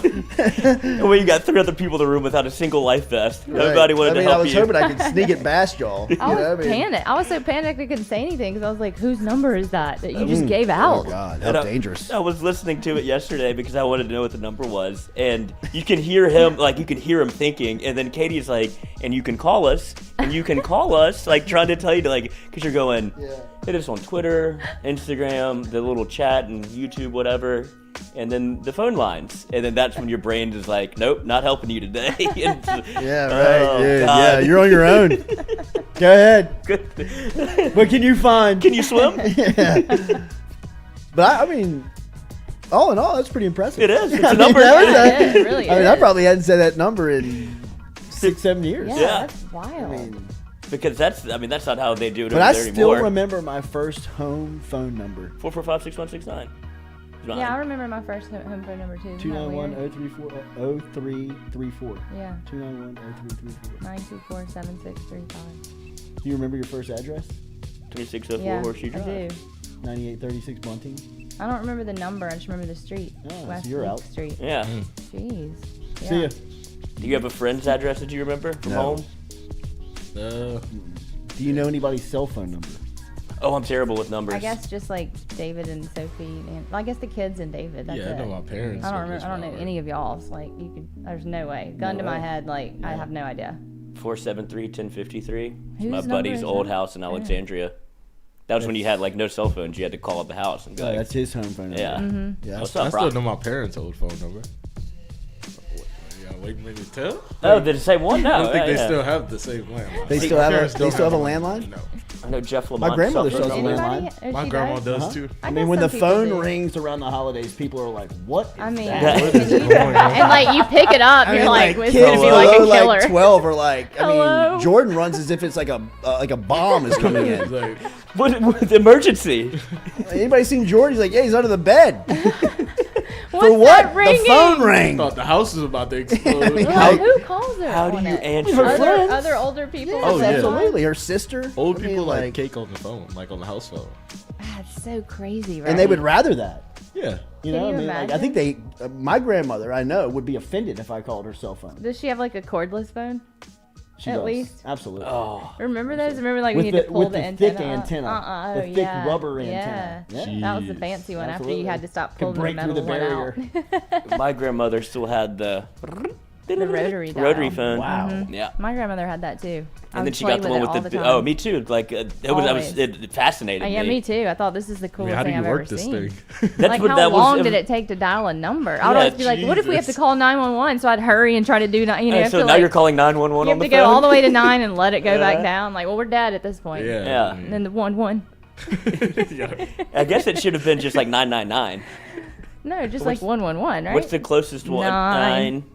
9. But then one Oh, takes a while. God, yeah, One that takes was. a while. One's the closest. Is no, it? one's Okay. the closest. So it'd just be Nine's the 111. farthest, And then yeah. you would try to like kind of cheat it, but then it wouldn't go all the way. Yeah. You It has had to start touch. over. Yes. Click. Yes. Somebody bring me a real phone, man. I would love to do like a test case, and this is the only phone in a room with with 12-year-olds in it, and they'd be like, Yeah, well, what we would they can't do? call Get anybody. out of it. Like, Get yourself out of here. what is Yeah, this? they wouldn't know what to do. No way. They would break out the house before they use the phone. Like, well, that's off the table. Well, just talk. Well, I mean, That is, I'm telling you, that is the scariest part They don't know how to be on a about the phone. next generation. Yeah. In maybe not the next one, under maybe 2 generations below me, is that like Sophie and her friends. Yeah, they have like no phone beginning at etiquette that at all. age, you know, like 17 down, Yeah. have no idea how to communicate. They'll just pick up the phone And not that sit there. I mean, you know, not that I am writing books, but I mean, they just don't talk. No. Well- They don't look you in the eye.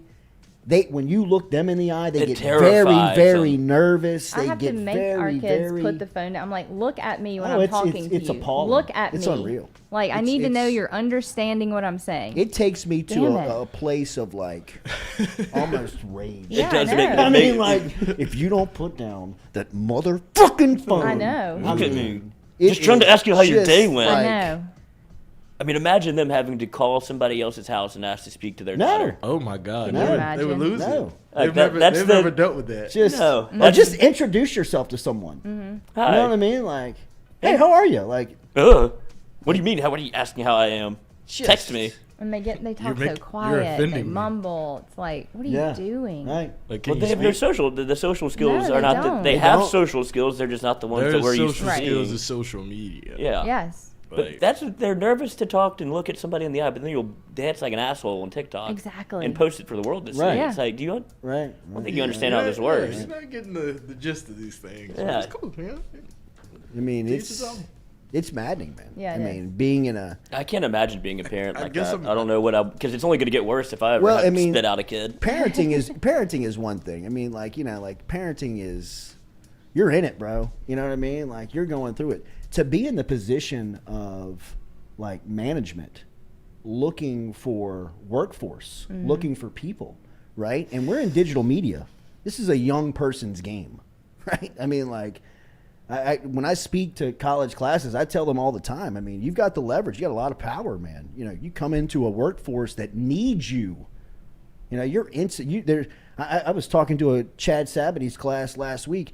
It is not beyond the realm of possibility for you to be sitting at a boardroom table 2 years from now. Because somebody's You know what I mean? Look, Like, get somebody who knows how to do this. You know, look at you all right now. You know, I mean, you're showing up late for class. Hungover. Hungover. High. Right, the whole thing. I mean, that was just me. 2 years from now, Sorry. you come in with a good idea and know some technical Mumbo skill, jumbo. right? I mean, like, you can change a business for someone immediately. Oh, it just takes one lean over Right? the shoulder of the right person. Be like, look, do this. And they're like, And I told him, if you had that, which you all have, like that generation has that, because that's where they've lived. But if one of you, which I would bet my life that there's maybe one or two of you that know truly how to communicate with somebody, like talk with them, get real information out of them, give them information where you can kind of trade back and forth ideas. Nobody's getting offended about what somebody says. Everybody's out for, like, you know, like, let's get better. Yeah. If you have that combined with that skill set that your generation almost, like, just you have it inherently, then you could be a millionaire by the time you're 30, like, without question. Well, Like, LSU's doing something right in their mass communications department, because every kid we've had come in here has been really, maybe except for one or maybe two, has been very well spoken. Like, you know, they look at us when they interview. They're great. Katie's trying I to help mean, me. they're getting it. you're from not a mass somewhere. comm kid. I know. I think, Sports admin has to stick together, bro. I think Ward's That's here. we That's the have. one. We That's have the a one different right there. set of skills. Will you Right. let Tyrell in? See, we have Yeah, to you're talk. good too, Stewie. This is like, Yeah, well, we grew up in the era of we just missed it. We got lucky. right. Like, we had Twitter, but it was like Twitter where it's like, what all going to grab lunch. Yeah. Like, you're just like updating your life. Yeah, like, that's not saying weird. anything important at Yeah, all. Going to these get kids lunch. Love lunch. Like, have you seen the Sham Sharani tweets? Like, can't stop thinking about lunch. Lunchtime. Ready to eat some Yeah, lunch. like, And it's that's like, it. that's what he tweets about all day, and he's in high school. Yeah, that's weird though. Oh, yeah. We didn't know what it was. Like, Yeah. Kevin Durant's asking people on Twitter, like, what should I get for lunch today? And, like, he was treating it normally. And then it became this other thing that it is now. It's wild. This is about to We did miss the. Because I remember, like, as a kid, my dad would make me look him in the eyes. Oh, I didn't get a phone until I Hell was. yeah, man. You need to. I mean, I still make Jordan do that. Me I too. tell him, like, it can't be lost. No. You can't just lose it. I mean, you can't let a generation lose it. I mean, and even like when I coach his friends or he has friends over, you know, I mean, sometimes I might overstep my boundary, you know what I mean? But I mean, I would hope that if I'm close with some of his friends' parents, I would hope if he was, disrespected at their house, that they set him straight, like, I mean, but it's just a lost deal. I mean, I'll never forget the first time my grandfather told me, like, look somebody in the eyes when you talk to them, it's like, so important. or like changing like your handshake. Yeah. I'm like, dude, you just, That's the worst. you Y'all throw know a I hate that. handshake Y'all out know I there. hate You're that like, love stuff. I'm like, dude, you can't fist bump everybody. No. It's not You know what I COVID mean? anymore, but Like, it's No. not, you have, and you have to, that's a learned Yeah. deal. it You know is. what I mean? But like, some people, you got to look them in the eye, introduce, hey, nice to meet you. You know what I mean? Like, that can go a long way with somebody. And All these kids have anxiety. yeah, It's that's like what social anxiety. Because Well, I will say I talked to a kid yesterday on the phone who is in 7th grade at Mercy, I think. It's Hall Everett, and he and two friends, Heather LeBlanc's kid and another kid, are starting a pet sitting and pet watching business in the neighborhood. That couldn't go wrong. And so I texted Hall, Yeah, and that he won't was go like, bad. could you call me and go over everything with me? And I was like, oh my God. Like, Yes. and so I called him, and he's like, hey, Miss Katie, how are you doing? So here's what we do, and I'd like to send my business partner, him. Yeah, kids- William kids are Abear. salesmen. I'd like to, that's Rory's kid. I'd like to send my business partner to your house on Sunday partner? to learn the lay of the land. And I was like, Absolutely. I texted his mom afterwards. I was like, I just had a legit business conversation with your kid, and I'm dead right now. This kid's selling it. I mean, this kid, like, I'm like, He's up y'all to are no going good. places. This kid They're is- going he's places. casing They're the making place. some money. They need to watch that kid. They're making some money. When he's 15, He's probably making Any money. other pets around here, Miss Katie? Are they inside? Yeah, right. That's what they're your coming bed, to do is Miss walk Katie. the dogs. Yeah. Walk the dog. My business partner great. told me you had a beaver you wanted me to look at. Stop it. And just in case, we'll need that safe combination. Yeah, right. Keep smelling skunk too My around point here. What is, that? there still are kids out there who are I being agree. raised the right way, I agree. and that That's was what like that kid's one of shocking one. to me. And yeah, I mean, it was very impressive. I mean, like when you find them, Yeah. hire them. Yes. I'm serious. Like, Oh yeah. that's his number. That's what I told him. I was like, I'm hiring y'all all summer. Like, I'm so impressed. Kid's about to have the wildest summer. Oh, ever. what a great summer! This dude. lady let me live in her No, house. they're not It's 3 sleeping at my stories. house. These That's are what you kids. think. They're just riding their bike over and feeding the dog. Riding the bike. What a on hustle. y'all. dogs. Right. What's Gotta in go that feed the ashtray right dogs. there? Yeah. I mean, 2 of these dads, I think, watch the show. So let's like tone it down. Like, Well, I'm you're just saying. impressed I with your remember kids. 7th How and old 8th is he? grade. I think they're in 7th grade. Oh yeah. Oh yeah, 8th grade's coming, coach. I could call You're my gonna buddy. have- I could call my buddy I'm Jacob sorry, in there Rory right now. and Heather. We'll tell you and about Ed. Todd's. I had Roy's fake ID when I was. No, you did not. This kid's born for It's a it. menace. So don't be apologizing Kid's born too for it. much. We're Kid's talking a about his hustler, kid. man. Yeah. You hire 2 kids. There's gonna be 10 at your house. She's gonna come home and be like a full. Well, I did have to ask though. I'm like, are y'all cool feeding the goat? Because if you're not, I totally understand. No, ma'am, he's good with goats. I'm like, are you sure? Like, no, ma'am, he's good with goats. His business partner. Okay. His business partner. All right. So wait, one kid's like doing the selling, then he sends like kind of the Yeah, like- producer behind to do Yes. the feeding. Yes. What a hustler! Isn't it wild? Where's Rory's kid in the chain? He's the one coming to my house to Wow. like learn. He's on doing the Sunday. labor. Yeah, he's doing the labor. And I don't know if they switch it up or not, but I know like Hall's keeping the books according to his mom. Oh, he's a menace. It's what awesome. a great Hall's dude. the money man. How big of a stud is Hall going to be in like Right? 5-6 years? Oh, my I God. know. Well, his mom was Right. like, well, he Got a drinks. parlay working with Oklahoma and Texas today. Got it on the books here. Yeah, you need to clean up Right. this ledger. Well, his mom said he loves the milkshakes at curbside, and they're like $8 a piece. And she's like, we're like, you can't keep drinking those. And he's like, well, I'm starting a business. I love this kid. Fund the dude. milkshake habit. I Yeah. love this kid. I mean, yeah, that's one way to do it. It'll be know. today. It's milkshakes. Tomorrow, who knows? Yeah, Right. That's right. You gotta see what you need. Is you gotta make Today's money. You gotta make milkshake, money to be able to buy tomorrow's the product. yeah, dude. It all started with a milkshake in the summer of 23. Just a kid with the no dollars in the dream. right. That's exactly right. Be just like I Goodfellas. figured out Abear's kid liked to walk pets, so I say we can make a business out of it. You go. I'll stay behind. I'll collect the money. So wait, Heather LeBlanc's kid. So how many kids are in it? It's 3.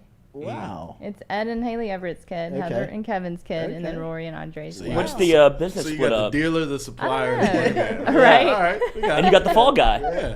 Somebody'd be like, that was Money man's a fall guy. New age mob, bro. Exactly. I They got it know. figured out. This would be a Red, green, and white. It'd be a great like. That sounds like Goodfellas. Like No this doubt. just like you go back in time. Right. Start playing Don Layla. and his crew. Start playing the piano. So what had happened? All right, I promise we do have guests. yeah. We're playing this game with Shea. I keep bumping Shea back. What I think I'm going to do with Shea is y'all take him over at 9 o'clock, do some recruiting. Okay. Do a recruiting segment with him. Tyrell says he's on his way here, so we're going to talk some LSU basketball with Tyrell Ward when he shows up. And we'll have all the recruiting information for you. We'll have LSU basketball for you. So stick around here on the Jordy Culotta Show as what is it? They're talking handshakes, and I hate the person that goes for the big squeeze, like the overly aggressive. The one that comes at you from across the room. Not like even that. this When they already. like, I want to shake your hand. Yeah, the guy that squeezes too hard. Like, all right, buddy, nice, tight. Like, All right. you just do a normal like 65%, and it Absolutely. works 'Cause out somebody perfectly when every they time. told Just the him- grip. Hit me Yeah. with the grip. Yeah. Give me a nice grip grip and I'm cool. But Yeah. don't come from across the room with it. Yeah, no. Like all the way across the room. And you Oh, like hands? walk. You know what I mean? You know those people? Oh yeah, I had a kid in my class that would do that. And he just Oh, whoa, yeah, he'd whoa, like, whoa, whoa. Hey, he- nice he to would- meet you. He would literally do that. Like we'd see him in public and he'd like, I want to shake your hand. Like, bro, back God, up a little too first. robotic. Right, Yeah. Like there's a lot of girls Cool, around. right. Like you're scaring all of Just them. let him walk right past you. I don't know him. He's parted the whole party, dude. Right. I don't know this guy. Stewart walked in. That's literally what he called me, too. Oh, Lord. But, yeah, just if you think you're doing something by squeezing somebody's hand super hard, you're doing the opposite. You're a weirdo. Yeah. But you still have to be firm. Yeah, it's just the normal. It's a handshake. Yeah. Yeah. Not like a. Not a sweaty dead fish. Oh, I love doing that. No, dead fish. Some men do that to me, and I know, I let did them that. do it. Like Yeah. they come with the Dead hand, fish? so I have to dainty. put my hand here, and I'm like, okay. Gross. Yeah, I mean it's still a thing. Older men. Yeah. I need a mic. Yeah, Older men. Says a lot about you. I hit the girls with the old punch in the arm. Yeah. What's up, killer? What's up, killer? Wait, is this Still him? single, huh, Lloyd? Yeah. Tyrell just Instagram called me from he the outside? show. Yeah, he must be I outside. don't know. I missed that. I missed it. We've got our guy Jay running here, running. And there's a murderer afoot outside in Government Street. Yeah, We there can are Oh, some dude, it's few just a people Friday in that Baton got away Rouge. with it. Oh, I man. drove up on that. I Everybody didn't know. I get thought it was nervous. just an There's a accident. serial killer or something? No. There's one in Texas. Like Yeah, there cops is. were Monster. around this car that was run into a pole. I told him when I got here. I passed it, and then I High got the speed chasing. WBB alert, and they ran. Like they stole that. You're not car, on so they're Government the Street before run. the sun comes up. Nothing should surprise you. Yeah. Yes, Yeah. or late, or the 6 to 8. We got our own, like for Mikey's show. We got our own theme song. It's just the cops theme song. Bad boys. Yeah, right. No doubt about it. There he is, the man. Hang on, we'll say Tyrell Ward walking in. When we come back, we're gonna have more with him. There he is. There he is. Big fella. Yeah, big fella.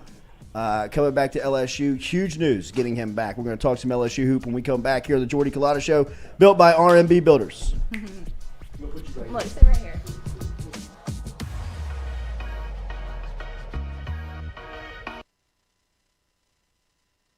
Hey Baton Rouge, when traveling through Natchez, Mississippi, whether you need to fill up your vehicle or your belly, stop by Go-Mart and On The Go Deli.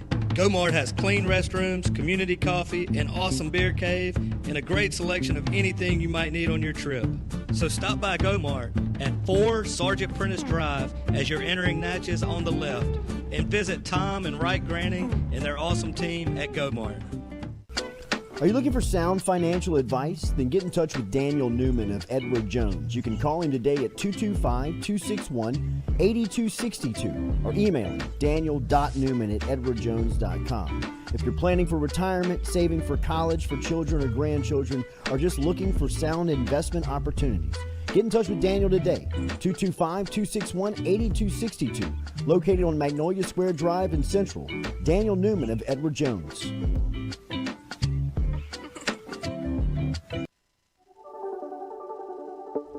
Don't let the name fool you. Men's Total Health has offerings for the ladies, too.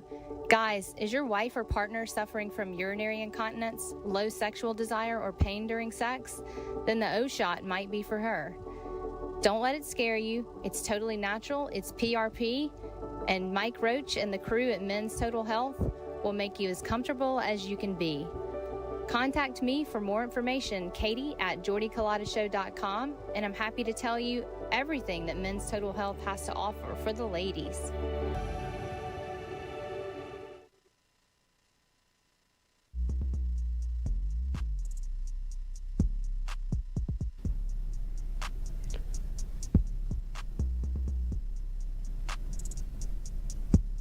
Fourier Insurance Agency, established in 1946, locally can help you with any of your home, auto, commercial, contractors, life and health insurance today. Give them a call, 225-383-0682, or log online to FourierAgency.com.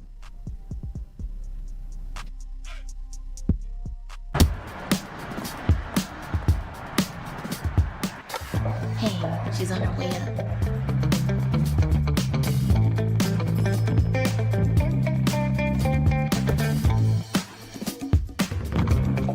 Hey, G, I got you something. Hey, Coach, what do you think? Is this too much? If you look good, you play good. All right, then. Let's get it done.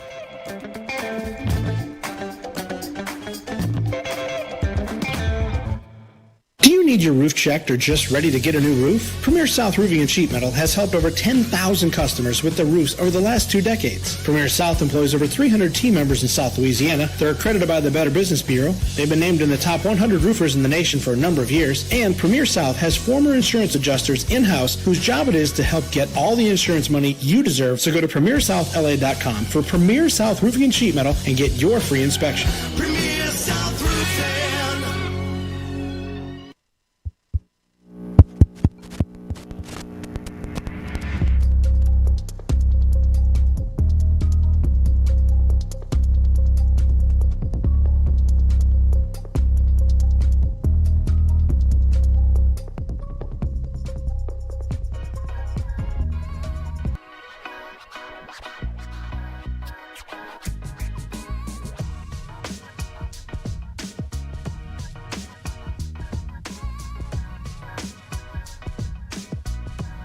Hey, welcome back here to the Jordy Culotta Show live on this Friday. Thanks for ending your week with us, starting your weekend with us. Hit that like button, share button, comment button if you don't mind. Been looking forward to talking to our next guest. We've been after him since he landed in Baton Rouge, man. It was big news when he decided to come to LSU. I'd say it was even bigger news when he said that he was coming back for his second season, because in this day and age, man, with the transfer portal, NIL stuff, a lot of decisions need to be made for guys that are on campus, and for LSU basketball to hang on to Tyrell Ward was big. And he's in studio with us now here on this Friday. Big fella, good to see you, man. Good morning. Thanks for stopping in. Good morning. Appreciate you for having me. Yeah. Tell me about the decision to first come to LSU, because when you came to LSU, it probably wasn't a popular choice at the time. But what ultimately attracted you to the program? That was a crazy story, actually. So initially, I hadn't even committed to LSU. I committed to a school called Xavier in Cincinnati, the Big East, right? So absolutely. The coach he had got fired from that school, so I had to he got fired right before the NCAA tournament. So I had to kind of make a decision on where I wanted to go to school in a month. So it was just a crazy turnaround. But Matt McMahon, just his recruiting approach, it was different from any coach that I've ever had. When the first time he called me, he FaceTimed me, so I was just okay, this is new. They coaches really don't do stuff like this, you know what I'm saying? Wow. So it was I felt that connection from our first conversation, and it went from there. Nice. What did you think about your first season? My first season, I just definitely not the results that I wanted for sure, but I don't regret anything. Just a lot. I'm just keep staying consistent in my work, and I feel like next year we're gonna make a turnaround. Absolutely. You're a big city kid, right? Yes, yeah, you're from D.C.? Yeah, Washington, D.C. What's life like down here? I imagine it slows down for you down here, huh? Yeah, it definitely slows down a lot, but I love the hospitality, just and I love the food, and the culture is just it's not back home, but it's a great second home, you know. Had you ever been down here? Had you ever been down to the South? Yeah, I visited LSU one time before my junior year when under Will Wade, though it wasn't under Coach McMahon. They really found a place for you late in the year. You could see it, that you were really kind of starting to find your rhythm. When did that kind of click for you? Your first year. It was just me understanding how I can help the team in this situation, because it was I felt like I was just for most of the focus on offense and just scoring, but it's so many other ways you can affect the game, and I feel like that's what really ultimately led to me getting on the court. Yeah. You guys have been active in the transfer portal, picking up a lot of guys, some local guys coming home. There's also some guys coming in from outside the area. I know that there's got to be a lot of hunger and motivation in this offseason. Oh, no question. You could just tell by the way we're working in the gym now. It's just we just ready for November. That's all I can say. Ready for November. Right. What was it like growing up for you in Baltimore and D.C.? Was it basketball year round? Did you play other sports? It's only other sport I can say. I played football and I played baseball. I ain't playing no other sport. Really? What'd you play in football? I played wide receiver and free safety. Nice. But I had it's crazy though. I played football my whole life, and then I had a growth spurt. I was 5'5", going into my 8th grade summer, and then I grew 9 inches. Wow. I want to say that whole summer. I remember my grandparents, that's how I grew up with. My grandparents, they would drop me off at camp. I was in the morning, I had the worst growing pains that summer. And it was worth it though. So. Really? Yep. When did you fall in love with hoop? When did you fall in love with basketball? I would say like I really like When I got to be 6'8" that summer. I would say I always had a love for a game. I didn't know I could be this good till I hit that growth spurt, but I always had a love for the game, like even as a young age. Yeah. How upset were your grandparents with you? Like you had to buy you new clothes immediately, like every other week. Oh man, it definitely got crazy. I was wearing high waters the first week, but they got me right after that. Yeah. You and Jalen Reed got good chemistry, right? No doubt. What was it like for you two last year? I mean, look, I said the most important recruits for LSU basketball at the end of last year was Tyrell Ward and Jalen Reed, and even kind of Sean Phillips. Mm-hmm. And just to hang on to 2 of 3 of y'all, I think is a win for sure. But talk about you and Jalen's game kind of next to each other. Just like Reed, he's a guy that I honestly I never played with a guy like him. The guy that's like that tall and can like actually put the ball on the floor, you know. So it's like, I'm just like really excited to like learn his game out some more than I already do, and just find better ways to play with him. What was it like? You mentioned what it was like being recruited by Matt McMahon. What was it like being coached by Matt McMahon in year one? It's just he's like the one thing I'll say about Coach McMahon. He's gonna be consistent like in his approach. Like he's not gonna tell you one thing and then say another thing the same. Like he wants to establish like you know like the same type of coaching style every day so he could be consistent, because you can't be credible if you're not consistent, you know. Yeah. How the pickup game's going? We haven't started yet. We won't have everybody down on campus yet, but they will be competitive for sure. Yeah. What's your big emphasis this offseason? What are you looking to improve to on? work on? Just adding a bit of muscle and just like becoming like more so of a primary ball handler, like just being comfortable like making decisions with the ball in my hands. How much do you use the nutrition part of what's offered to you as a student athlete? Oh my, it's crazy. We're almost spoiled. Like it's just like the way like they get us like give us resources to get food and keep our bodies nutrition. It's like it's high level. What's the relationship like between the men's program and the women's program? Oh, it's a great relationship without a doubt. Did I see you and Angel Reese? Y'all are pretty cool, huh? Yeah, I'm about to say, yeah. I known her before. She from Baltimore, so I've known her from for a couple years now from back home. Yeah. What was it like growing up with her brother's a player too? Oh yeah, right? yeah, Juju. Yeah, that's my guy. Yeah, that's my guy. I go to University of Maryland. So where did you what AAU team did you play with? I played with most of the time. I played with this team called New World. It's on the Adidas circuit, and I played with Boo Williams for a short stint as well. Okay.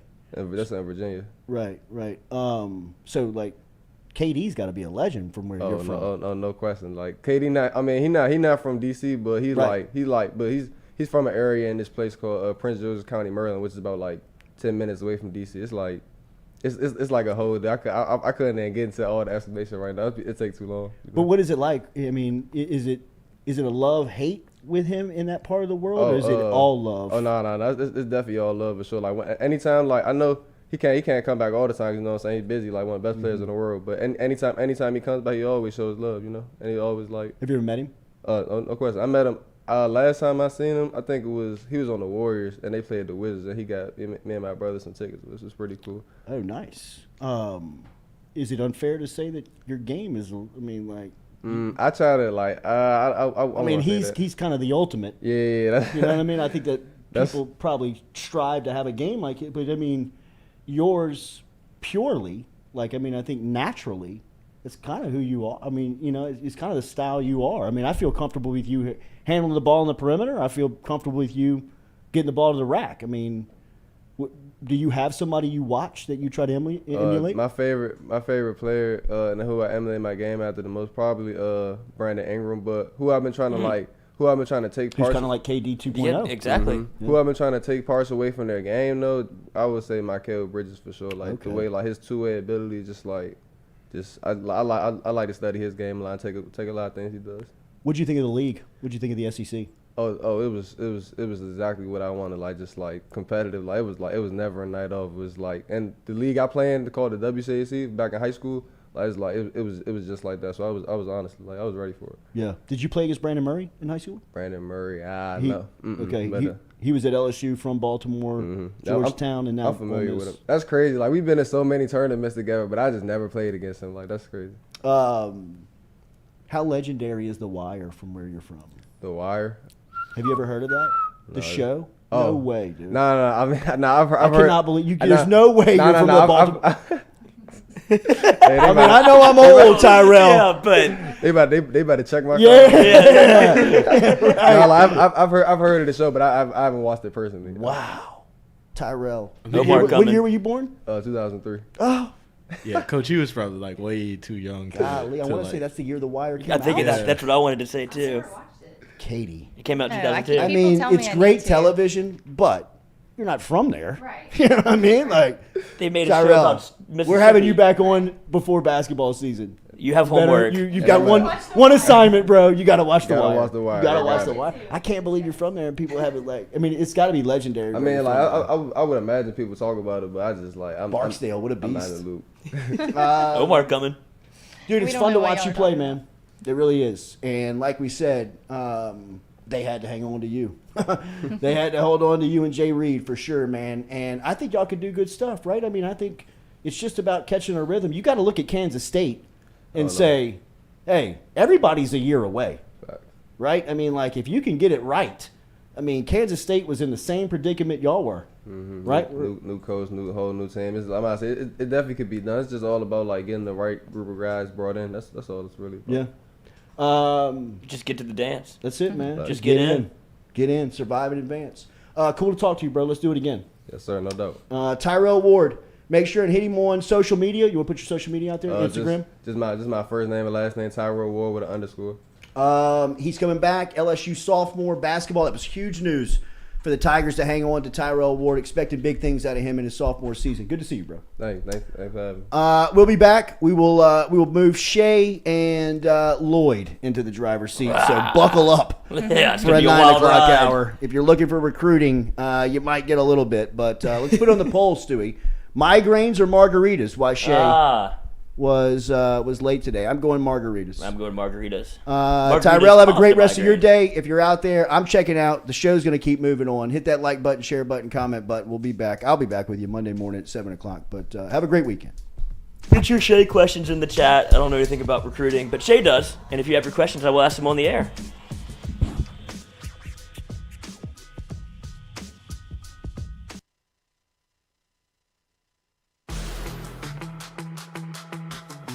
Donaldsonville Glass and Body, the trusted name in frame, body, and automotive paint repair since 1977. They have served their customers for over 45 years. You can find them online at dgbauto.com or stop in and see them Railroad Avenue and Division Street out in Donaldsonville, Louisiana. Look, they can help you with your insurance claims. They can make the repair process as stress-free as possible. I'm speaking from experience here. I've got numerous windshields, body repair, all done by Kenny and the crew over at Donaldsonville Glass and Body. They are, without question, the most well-equipped shop in the area. Stop in and see them today.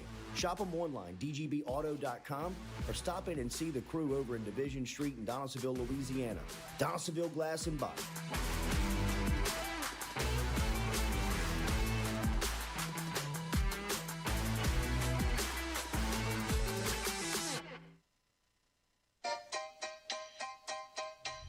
Hey fellas, it's Jordy Culotta for my friends over at Men's Total Health.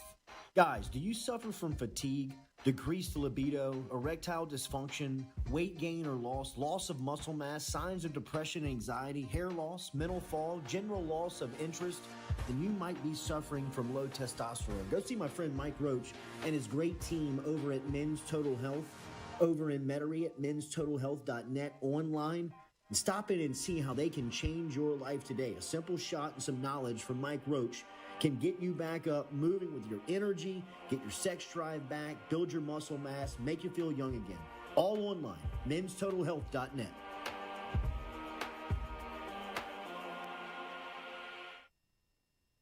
Red Stick Sports, a local staple in Baton Rouge to all sports fans, was founded back in 1981 and has remained a family business for over 40 years. Today, they still have the great selection on the floor, but they're also a leader in custom apparel for businesses, sports teams, and other groups. Take it from us, everybody over here at FM Digital Media. They help us out with all of our apparel. Let them help you out today. Go ask for Cody over at Red Stick Sports. Check him out online at redsticksports.biz. The Jordy Culotta Show is brought to you by A-Bears Lawn Maintenance. Commercial or residential, A-Bears Lawn Maintenance is ready to work. A-Bears can tackle all your homeowners association requirements.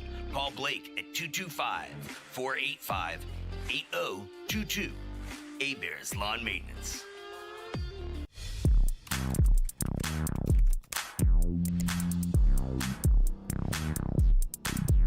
Get Gordon and get it done. Get Gordon and get it done.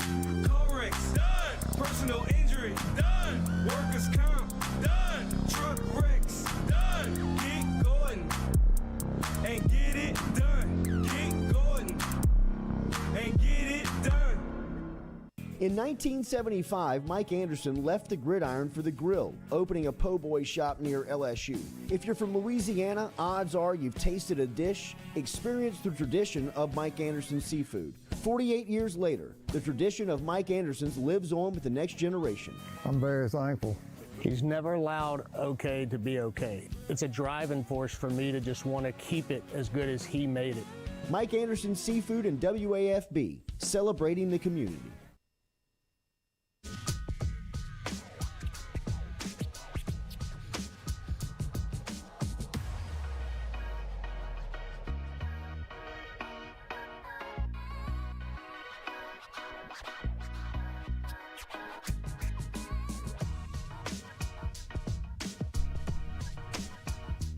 Welcome in.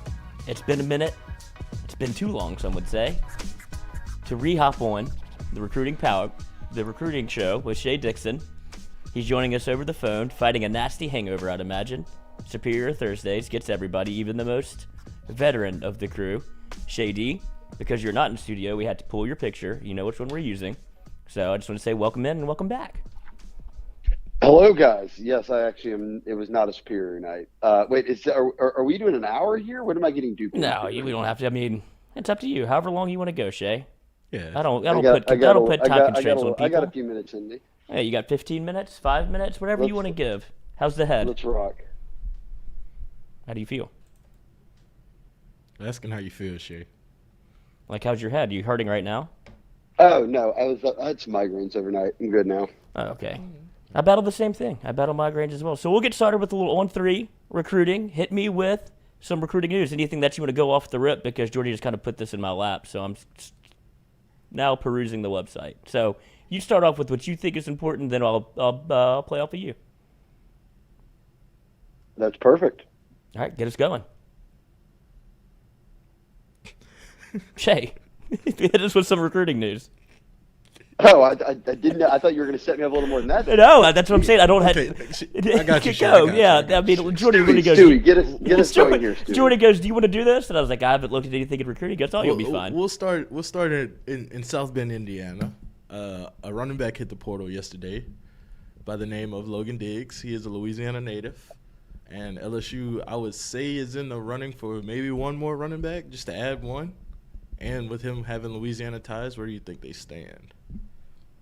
Yeah, that's the big news of overnight, right? And we'll see, because the portal window closes in just a couple of days. So not much more time for these guys to make a decision to leave to go somewhere else. And Diggs had a pretty successful career at Notre Dame in a short amount of time. So recruited by Brian Kelly, played for him. Then obviously this past season was at Notre Dame again for a second year. And I think he's a guy that it's really intriguing, right? He's really talented. He fits the bill of very talented guy. Fits the bill of Louisiana of when a kid hits the portal, you take a look at Louisiana natives. He's from Rummel, which is a school that's done very well in terms of sending guys to LSU and quite often panning out. I think what makes it really intriguing is LSU has 6 running backs on roster right now, and they span a variety of different sort of, I guess, check marks on the spectrum here. I mean, you've got a guy like John Emery, who's experienced, former 5-star, but he wasn't with you all spring as he focuses on academics. You've got Josh Williams, a former walk-on who turned himself into a starter, but wasn't with you all spring because he was hurt. You've got Armani Goodwin, who you could poll people, and some people might say Armani Goodwin's the best running back they have in the room, but he's been hurt both a year ago and now missed all of spring and won't be back until the fall. And you got a Noah Cain, a guy like Noah Cain, you took out of the portal a year ago, a veteran from Penn State who we saw what he could do this past season, and he got the bulk of the carries in the offseason. And then it's a pair of true freshmen in Trey Holly and Caleb Jackson, who I love Caleb Jackson, and obviously everyone knows Trey Holly broke the state's all-time record for rushing yards in a career. So that's a lot of guys. But, and I'll ask you guys this, you watch every game, you sit here and are able to look at the running back room and say, okay, that's a lot of guys. But is it enough? Not is it enough? Do you think you've got enough firepower there, or would you be going after a Logan Diggs? Would you put 7 people in a running back room? I think if I'll go first, I think it's contingent on John Emery. If he's able to play, I think you're good. But if he's not able to go, and if he's not able to get, I guess, his academics right, which is astounding to me. I don't know what he's majoring in. I don't think he's trying to work for NASA.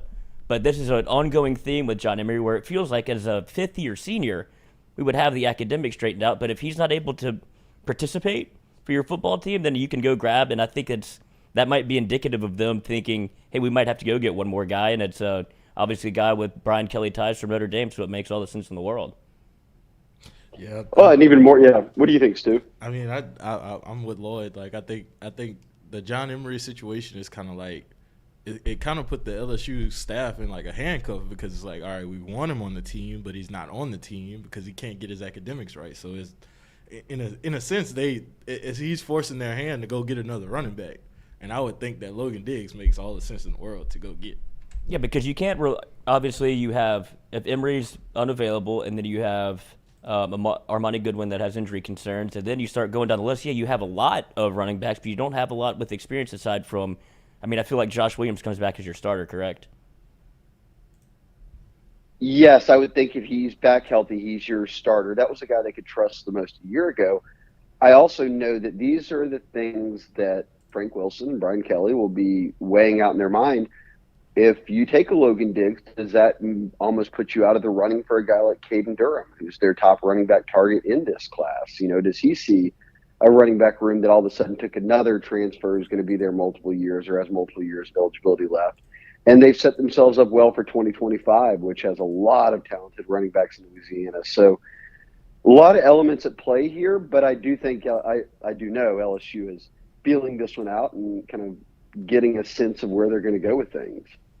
All right, and we got a couple of Ask Shays from the chat that I'll hop in on. Well, first of all, let me get to this, because this is my question that I'm thinking of now that my brain is working again. Is there any names in the portal that you think that LSU could add, or is there anybody, or do you feel like it's done? Because they continue to say, like, we're still working, we're not done yet. You're running out of time, and I realize you can't get anybody from the SEC to come, like, transfer in conference without sitting out a year.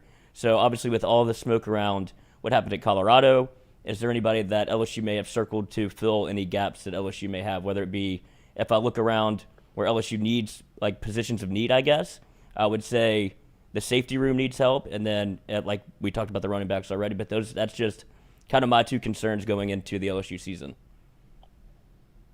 Yeah, I think safety is the one that I look at as well and say that's one that they had not addressed yet through the portal that they certainly could use help at, because beyond Greg Brooks and Major Burns, they don't have any experience there. I mean, Sage Ryan has played, but he's playing nickel during spring ball, right, with starting reps there. So if I'm looking at names, R.J. Moten, who entered out of Michigan, is a name I'd keep an eye on. I know there'd been some mutual interest there. I don't know if it's gone far enough to lock in a visit or anything like that. But he's leaving the Wolverines. He had started a bunch of games for him a year ago. It's also one of those things in the second portal window. Brian Kelly talked about this.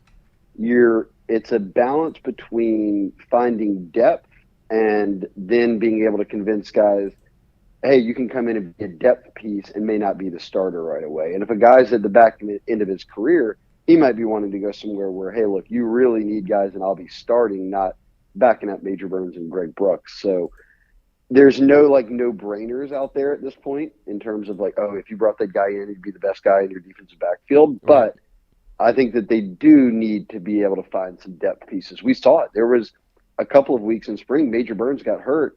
Simultaneously, Greg Brooks, I think he sprained his ankle or did something. He was in a walking boot for a few practices and was out.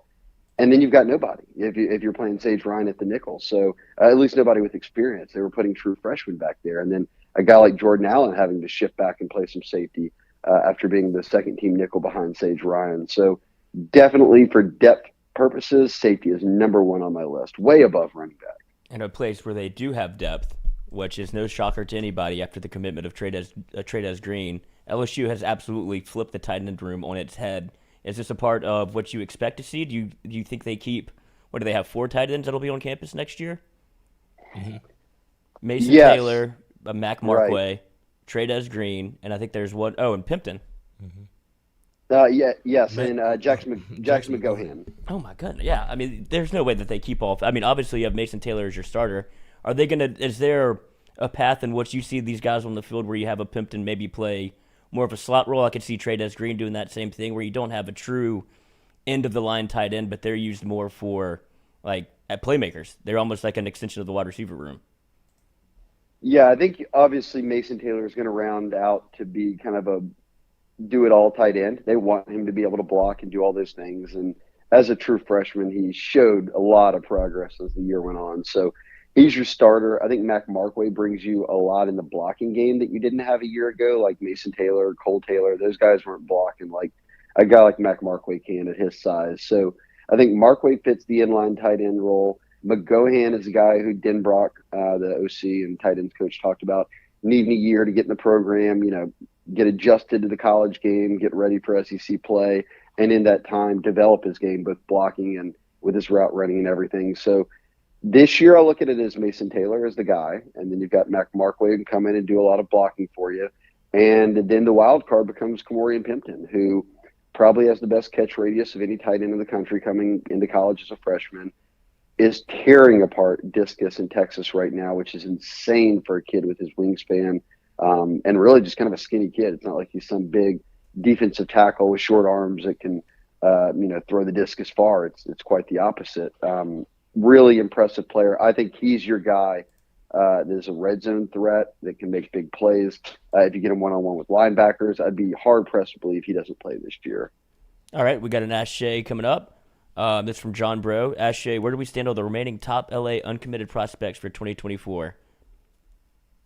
Well, the funny thing is there's a lot of them, but with knocking down the domino of Trades Green this week, LSU has commitments from 3 guys in the top 10, and that'd be Trades Green, Ahmad Bro up at Ruston, the defensive lineman, Kalaj Cobbins at Destrehan, who's kind of an edge linebacker.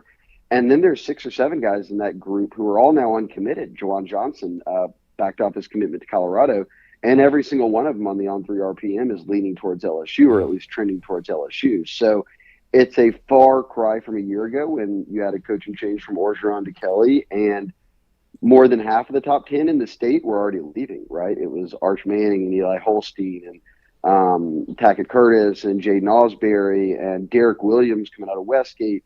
Like, all those guys were in the top 10 and all of them left the state. So you cannot have that happen 2 years in a row. And they've got a chance to maybe clean sweep the top 10. So at this point, I'd say almost all of them, you'd have to say, are at least LSU's the team to beat. I'll say that. I love that. They just had 2 more kids on campus. Your coworker over Billy Embody. LSU had Demarion Johnson, defensive lineman, and defensive back Jabori Jabari Antoine. Antoine is how they say it? Yes. A-N-O? Antoine. T-I-N-E? I want to say it. Shea, is that Ryan Antoine's son? I thought that when he first emerged on the scene, I don't believe they're related at all. They just have the same last name. But both those, a lot of Antoines over in that area, I guess. Mm-hmm. Oh yeah, I should rely on Stewie for the Westgate information. But both those cats on campus, have you heard anything in regard to when maybe they start picking up some more commitments, or is this going to be, you had your spring game where you kind of wow them a little bit, and then, as time cools, I guess the recruiting scene cools down, or are they trying to use that as a springboard to get more commitments? Yeah, I mean, those guys are young, so, they're still a year out. I think at this point, you just want to get them onto campus as much as possible. I think when you look at, and Antoine's the number 2 corner in the country, on On3, we're really high on him. I think at this stage, though, you're still trying to continue to pop guys in the current class. And they've done a good job. Like Deshaun McBride, who I love, coming out of Denham Springs, committed a week ago. And then Trades Green follows that up. He was another. So that gives you 4 guys in the top 10 who are now committed to LSU. 6, I guess 4 of the top 10 of Louisiana. 6 remain uncommitted. I think you want to keep chipping away at that group. So from Wardell Mack to Tylen Singleton to Dominic McKinley, the 5-star number 1 player in the state, those are the guys that at this point they're really trying to hone in on and hopefully before their senior seasons, whether that's this summer or kind of in the fall in August, that you get those guys on board. Let's rewind time and go to the 2023 class. You went to the spring game, I'd imagine. I did, yes. Was there anybody that stood as a member of the 2023 class that impressed you, that you could see make an immediate impact this year? Obviously, we didn't get to see Womack, which would be an easy pick, but I was super impressed with Taviano. I think Taviano is the answer early on, that he's a guy who played 3 different positions in high school, played 3 different positions this spring, can be a corner, can be a safety, can be a nickel. And because of that versatility, he got a lot of reps. And he looks college ready. I saw him at Under Armour in January and spent the week there with him, and he looked the part. I mean, he looked very good with all the other top high school players in America. In the 4 or 5 months since then, he's bulked up. He's obviously made that adjustment to being in a college strength program, and now he's got a full spring under his belt. So between all that and just how smart of a kid he is, high football IQ, he gets it. You can put him out there. He knows where to be. He knows what's happening. I think Taviano is your early edge guy coming out of spring, as someone who proved they can get first team reps and will probably be needed to play some, even if it's a depth piece this fall. And your boy, Whit Weeks, with the highlight of the game. How about that? How about that? Shea with the early call, and Whit look like an athlete out there. I was standing probably 10 feet away from that, and the first person I thought about was Shea. Me too. Shea's been on the Whit Weeks train for a while now, so it's good to see him get to make a play. We got another Ash Shea coming in. Another guy that is an absolute stud, has been flirting around with LSU a little bit. Anything new on Colin Simmons? I watched his tape, actually, and he is a grown man. He's got high-level moves already on the defensive line. And look, he was supposed to be the headliner of Colorado's spring game, and he ended up not going, and he went to LSU spring game instead and brought his mom. And he's made as many visits, if not more, to LSU than Texas, which was the team early on that was getting a ton of visits as well. It's clear to me that he's very serious about LSU. LSU wants him badly in this class. If you could somehow find a way to go from Deshaun Womack to a guy like Colin Simmons in back-to-back classes at the edge spot, which is such a premium position, that'd be huge. I think it's too early to call. I think this is one that's going to go down to the wire because he's got so many teams on him and he's making so many visits, and he's got any amount of official visits he wants to take in front of him. But there's a number of people I've spoken with that do feel that right now LSU is the team out front, and I believe that just because of his actions speak to it. He is always around campus and has made LSU a big priority, not just this offseason, but across the past kind of year plus that Brian Kelly and the staff have been here. Interesting note on Colin Simmons, because he's the defensive lineman. Who's heading up his recruiting with the loss of Jamar Cain? Yeah, John Jancic is coaching up the edge, the Jack linebackers. So Right now he's a guy involved. But when you get with a player the caliber of Colin Simmons, and really this could be the case for most everyone in the class, so many people are involved. It's the defensive coordinator, it's the area recruiter, it's the head coach, it's the recruiting coordinator, and then it's even more so all these guys behind the scenes in the personnel department who can really spend a lot of time communicating with these guys and their families. So it is 100% all hands on deck there. Absolutely. Yeah, he would be a massive get just from, like you said, if you go back-to-back on that defensive line. And I knew that Jamar Cain was a part of his recruiting, but with his absence. Do you have a timeline on when LSU does hire a defensive line coach? Any news on that front? I don't, but Brian Kelly was pretty very relaxed about it. He said, look, after spring ends, I'm going to get on the road, and the coaches will be on the road, I should say, and he'll have a chance to, talk more in depth with some guys, meet with some guys.